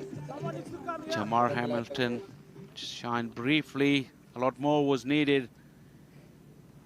Kone Dry batting at number 5. It really worries me for Atlanta Fire to see Kone Dry bat at number 5. Very thin batting resources, one may feel. That's why I thought maybe they could have just done with having Zain Saeed coming at 4 or 5 and opening the batting with one of the younger players, maybe a Rishi Pandey, sort of lengthen out the batting. But when you need 200, you've got to start well. So they went for the kill, and today maybe the gamble didn't pay off for them. For the Atlanta Fire. Over the keeper's head. Very unlucky for Dane Pete. And it will just get to the boundary as well. So it doesn't matter how they come. Every run so critical at this stage for Emilio Ponzo and the Atlanta Fire. That 150 a while ago, which looked a long way away, with a couple of big blows, is already in sight, and we still got plenty of overs. Emilio Ponzo swinging hard, gets rewarded for the intent.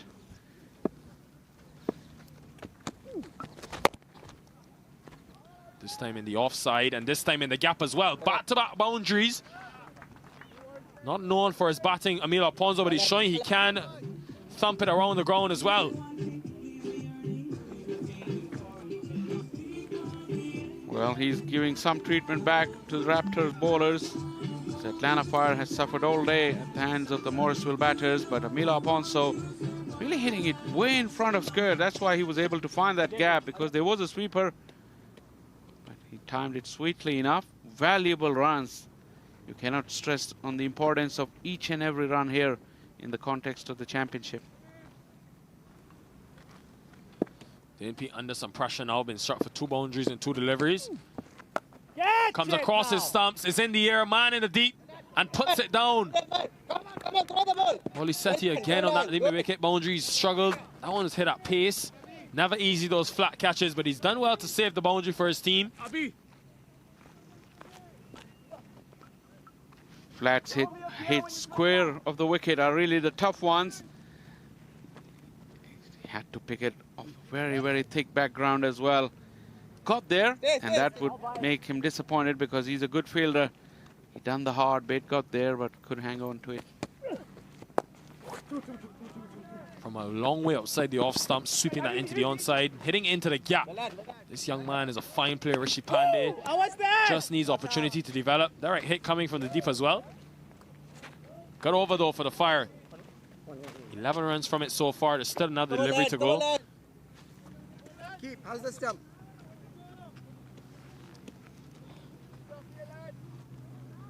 Well, this partnership has scored valuable runs, and Rishi Pandey is got the opportunity. Once again will collect a run. Wasn't in control. Went over the head of Dan Pete. 27 runs between the two so far. End of the over, 146 for 7.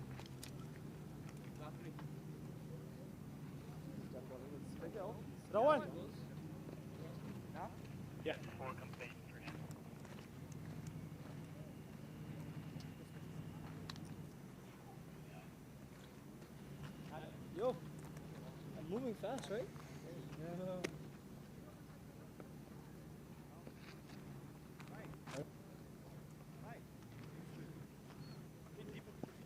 Tried to be neck and neck at the similar stage after 17 overs. They were 163 for 5, the Morrisville Raptors.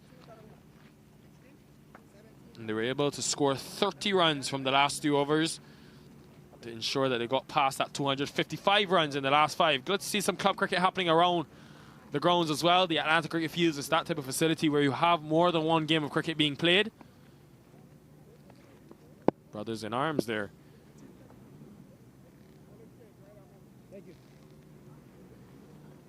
Rohan Padke for the first time today into the attack. First time in 2 days as well. We've seen him. Again, another one that goes past the keeper. Always a risk with Milanta up to the stumps. Did see him a lot with the ball last season in the minor league. Surprised that he hasn't been given a similar role this year for the Morrisville Raptors. You look at his bowling figures, Rohan Padke in the tournament so far. Just been trusted in the 4 innings, just 5. But it's something I saw from Unmuk Chan in the Silicon Valley Strikers. When his team was in a good position, he brought Dev Thadani on, tried to sort of get him to bowl in a comfortable position to grow his confidence. And once he was able to do that, he then put him in tighter situations with more intensity as the tournament progressed. That's also the job of the captain as well, to look after players who... Swatted that into the onside of Ponzo. Unable to find the boundary. Because it does help get away a couple of cheap overs in a match situation where there's not a lot of pressure on your team, and that can all of a sudden give you that confidence back, because Rohan Padke can do it. He has a 5 to his name last year, and this time a sudden loss of form or loss. Punched it well down to that cover boundary. Just 3 singles in the over so far from the first word. Larry's a good spell thus far from Rohan Padke, one of the younger players, under 21. They're also missing Aditya Gupta, who's just 16 years old, a leg spinner. He's currently injured, but he was in that USA men's setup. Amila Ponzo. No, he has not. Matthew Ford completes a good catch, makes it look so easy. And it's an 8th wicket going down now for the Atlanta Fire. Ponzo looking to just attack, trying to get any runs that they can. It's incredible how easy they make it look these days. It's a very, very tough catch with the boundary line just behind him. But he was so composed, and you see them practice that before the game. Amila Ponzo wielding the willow, trying to get some quick runs. He's gone for 12 now. And Atlanta Fire, 149 for 7.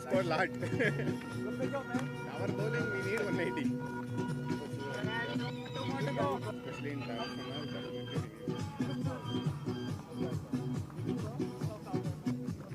Jay Pratap comes in at number 10.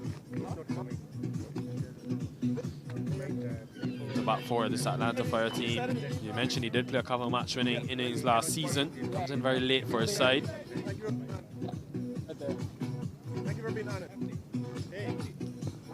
He's a player, it's a much better ability than batting at number 10. Like I said, his opportunities are very few and far between.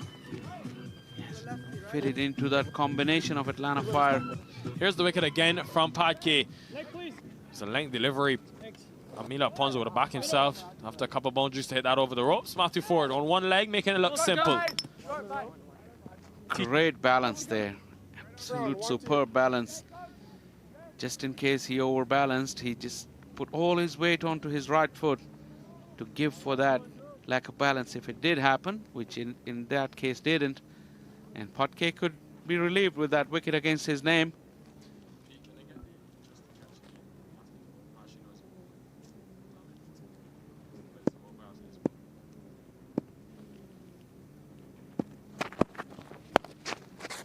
It goes straight up. Bowler runs after it, as well as Shah, but he unable to get there. So Jay Pathat able to get off the mark straight away with a couple of runs. And here's that catch again from Matthew Ford, taking the wicket. Now watch this. He makes it look very easy, but he has to be cognizant of where the boundary is. He's on 1 foot and just makes it, just watches it all the way into the hands. Teaches the Atlanta Lightning a lesson as well on the way. A couple of his friends there, Trinidadians, Carrie Pear, Terrence Hines. He'll be very happy with that. Ford doing it, contributing in all 3 aspects of the game. 150 for 8.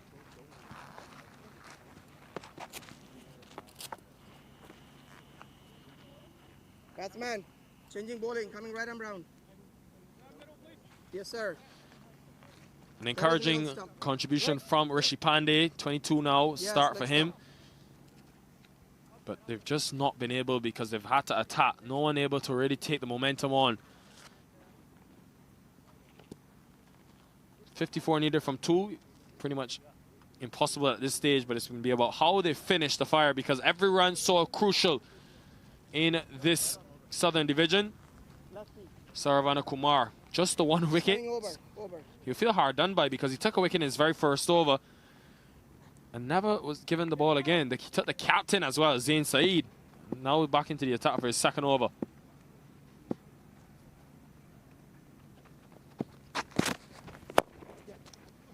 Back over his head, Jay Pathat. Just be a single. Interesting today, the Morrisville Raptors, Faisal Shah, they left out Shiva Kumar Duvarapu, took a wicket yesterday in his 2 overs. But showing that they've got a lot of versatility and can rely on many options, Dane Pete, because he's gone to his Saravana Kumar and the likes of Obas Pinyar, who's been in the wickets, Kartikeya Jagadish.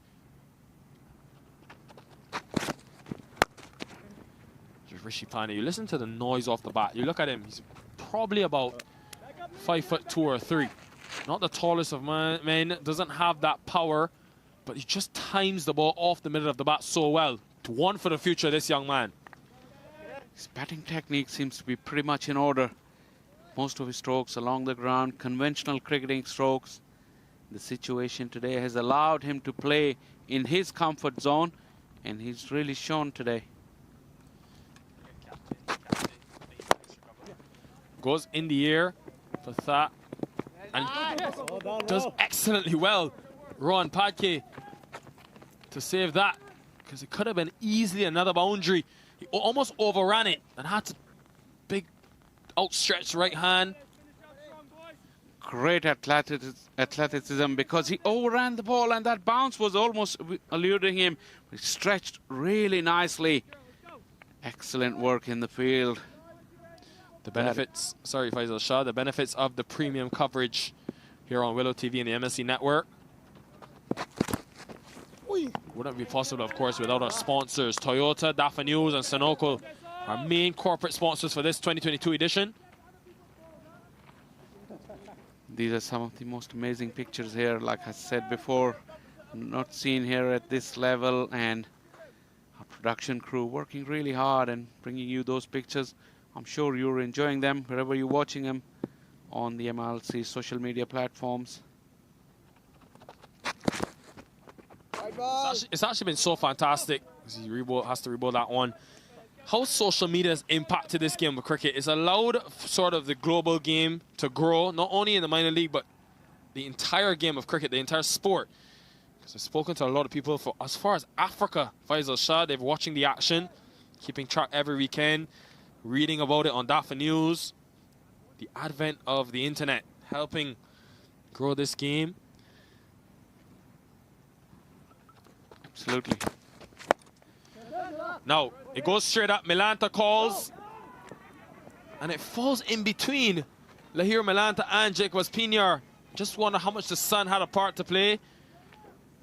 It's not Jacobs Pinyar, sorry, it's Shah, who's unable to make the catch. Both of the fielders had no idea. Yeah, the way Milantha is pointing out, you see, it's very difficult to look straight above your head with the peak of the helmet and with the grill also. And this is what he's saying. He lost the ball completely. And Shah coming in there, he was all under the impression that Milantha was going to go for it. What I can tell you is Kiran Saravanakumar will not be a happy man, because he could have easily had his second scalp, just bowled his 2 overs. Rishi Pandey is going to be in a losing cause, but he's played some fine strokes, this young man. End of the 19th over, 160 for 8.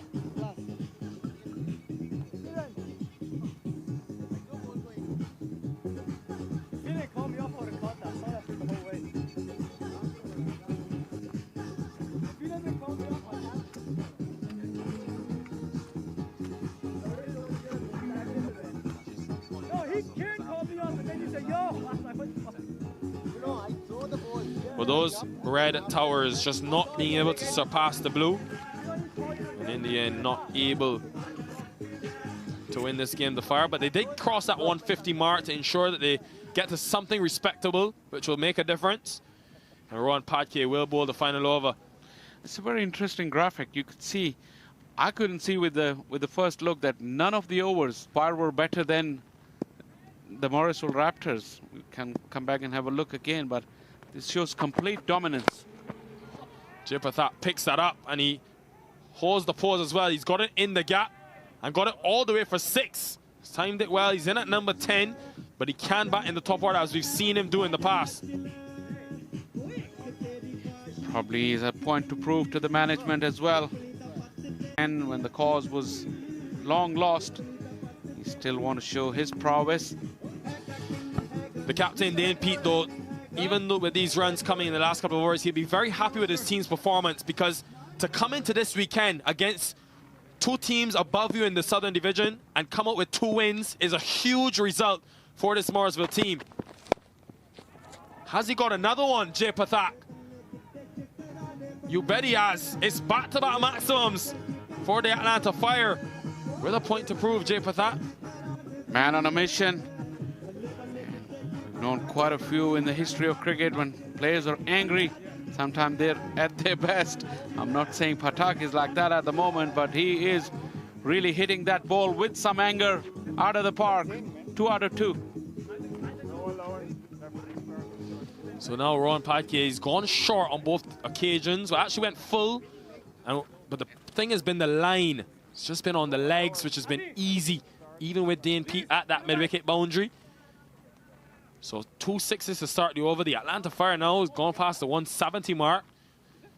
Much better in terms of the loss column if you have it in a narrow margin of defeat as opposed to a 50 or 60 run loss, because know how close these 3 teams are: the Fire, the Raptors, and the Atlanta Lightning, who will be in action soon. You know who won't be liking these 6s and valuable runs in this game? Well, there it is. Cleans him up. Good comeback from the youngster. Goes Yorker. And the middle stump pegged back. Well, that's the perfect response from young Rohan Patke, getting hit for 2 sixes. Come back with a perfect Yorker. The base of middle stump. Knocked the stump right out of the ground. A bit of more effort, a bit of more anger on his part on that occasion. Bullseye. He's just looked to hit that into the onside. Every delivery. He's a bottom hand dominant player, Jayapathat. A couple of big maximums for him. 172 for 9.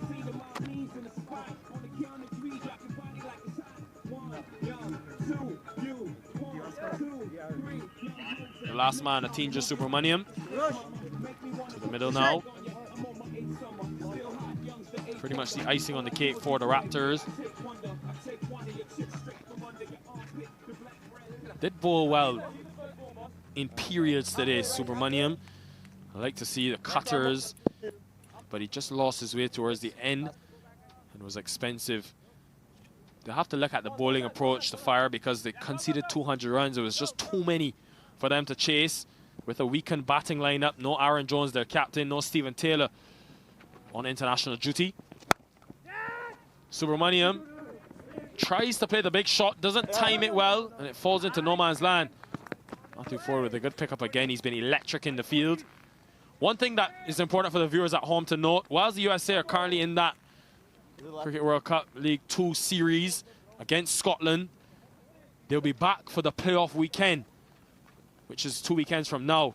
So when the likes of Stephen Taylor, Aaron Jones come back in, Abhinav Chavalkar rejoins Silicon Valley, all those are important factors then that have to come into play. Teams will get stronger. It's perfect timing for the playoffs. This is going straight up. Could it be another one for Paquet? It falls short. Padala's a good fielder there, but he was unable to reach it. He's already taken one very good catch, but this one was a bit too far. Atlanta Fire, late order batters, keep swinging, getting valuable runs. And I was making the point, all those runs coming in the last 3-4 overs. One team that won't be liking it would be the Atlanta Lightning. Victory for the Morrisville Raptors, even after some encouraging batting towards the end by the Fire. But it's another win, 2-2 for this Morrisville Raptors team, who've traveled across country to come to the Southern Division and play in these two important matches. Questions have been asked of this team early in the season when they struggled against some of the weaker teams, but they're showing you now that when they have their right combinations together, they're a very hard team to stop. They've made some huge additions in the offseason, the likes of Lahira Melanta, the likes of Obas Pinyar, and it's paying dividends for them. The captain, Dane Pete, will be very happy about this performance, beating the two Atlanta teams. Mission accomplished there. Dane Pete, skipper, will be very, very pleased with the result. They've come to Atlanta and they've conquered Atlanta. Yesterday it was lightning, and today they dampened the Fire thanks to some fireworks of their own from Lahiro Melantha to begin the day off. And then a solid batting performance throughout the 20 overs. Came back, they were very, very clinical. And although the tail wagged for Atlanta Fire, but this game as a contest was way over even before the halfway stage of the run chase was reached. And that shows the complete and utter dominance of the visitors here, as players are shaking hand. Played very hard, but very fair and very sporting. That's always good to see on a cricket field. But this win will put Morrisville in pole position going into the final weekend of the league stages. Well, Dane Pete will hold his head high because he's led his team superbly well. And he had a tough task of bowling to the likes of Cornwall and Said early, but he removed them. And once he did that, they just continued to take wickets. Took 2 inside the power play. And even with a good start from Rishi Pandey, he was unable to get over the line in the end, coming up 28 runs short.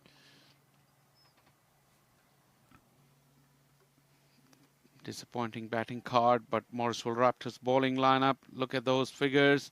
Wickets for PNR. The wickets shared around.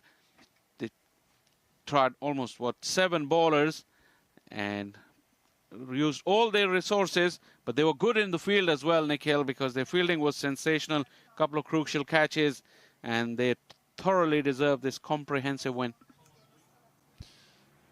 Well, it's been an exciting game of cricket. The way it started, the Morrisville Raptors attacked from the very onset, got it to 200 thanks to Lahira Melanta's 91, and then the Atlanta Fire losing their way in terms of momentum, but still getting close in the end. It shows you the degree and ability, really, of these two teams in this Southern Division and what they've been capable of doing. The highlights of the innings, it was all about the wicket of Raheem Cornwall. Very first delivery, he just dumped it over the ropes for 6. Then Zain Saeed, they took 15 runs from the first over, and you thought instantly, could this be a repeat of yesterday where they just took 70 runs in the first 6 overs? They attacked so easily. But then young Aditya Padala with the angle, bowling across Cornwall, able to get him to hit one down to long on off the inner half. And very near after, Zain Saeed fell. And you thought, well, now it would be a mountain to climb for the Fire. Liev Sauerman came to the middle and played a couple of good strokes, even though he struggled early on. This man, though, Jamar Hamilton, will be disappointed that he gave it away, because the way he came out and started to strike the cricket ball, you thought 50, 100 could be on the cards. Everything he touched turned to gold. He He struck 5 boundaries and a maximum. Jamar Hamilton inside that power play. He's so dangerous. He's been dangerous all season for this team. A couple of good efforts in the field by the Raptors, who were just electric all day, keeping the intensity on. Such good timing from Jamar Hamilton. One of those 5 boundaries he struck. And then Aditya Padala just straying too short in terms of the length. This partnership was a good one for the Atlanta Fire. One that was worth 48 runs between the two.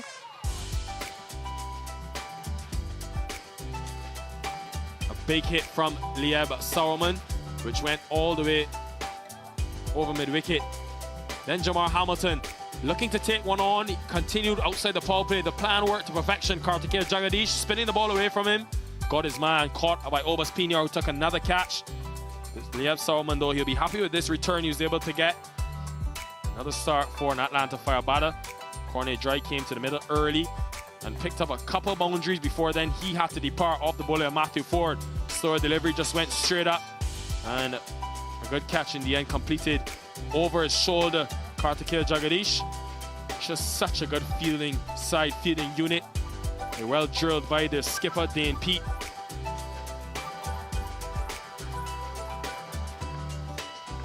Then Lieb Sauerman had to go. Quick piece of work being done by Lahira Melanta.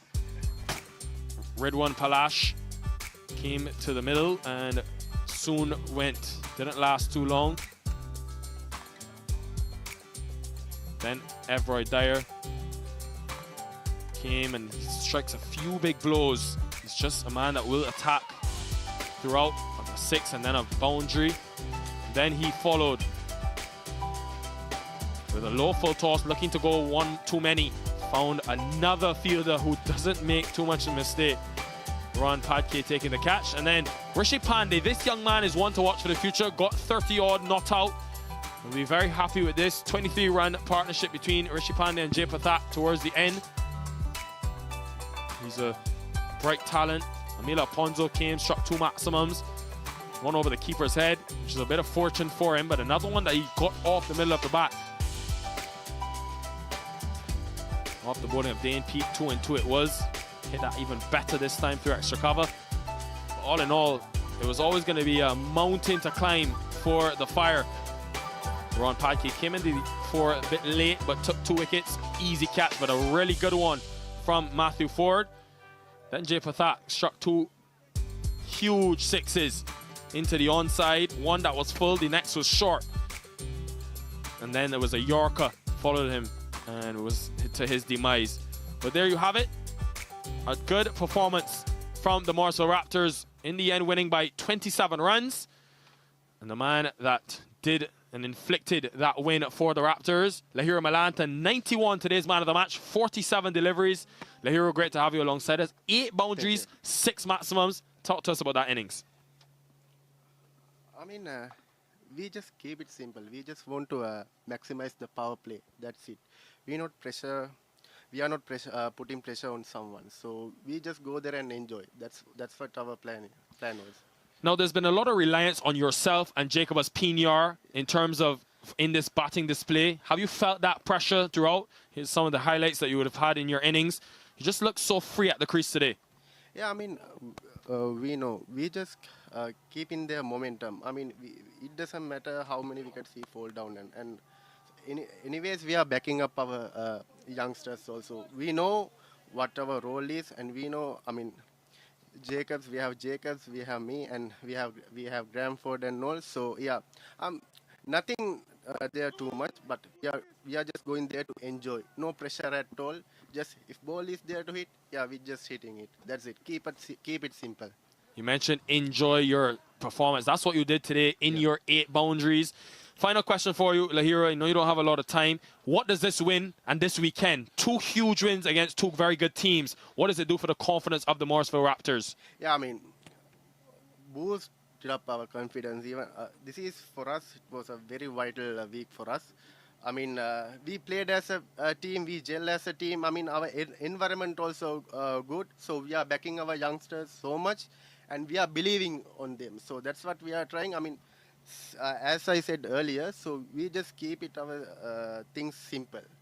I mean, that's how it is. I mean, next week also we have like 2 or 3 games, so that game's also vital.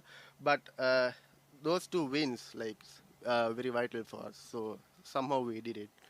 Today's man of the match, boy, did he enjoy himself at the crease in the middle for the Morrisville Raptors. 91 from 47. And it's meant now that the Raptors go to second position on 15 points, tied with the Fire, who they just defeated.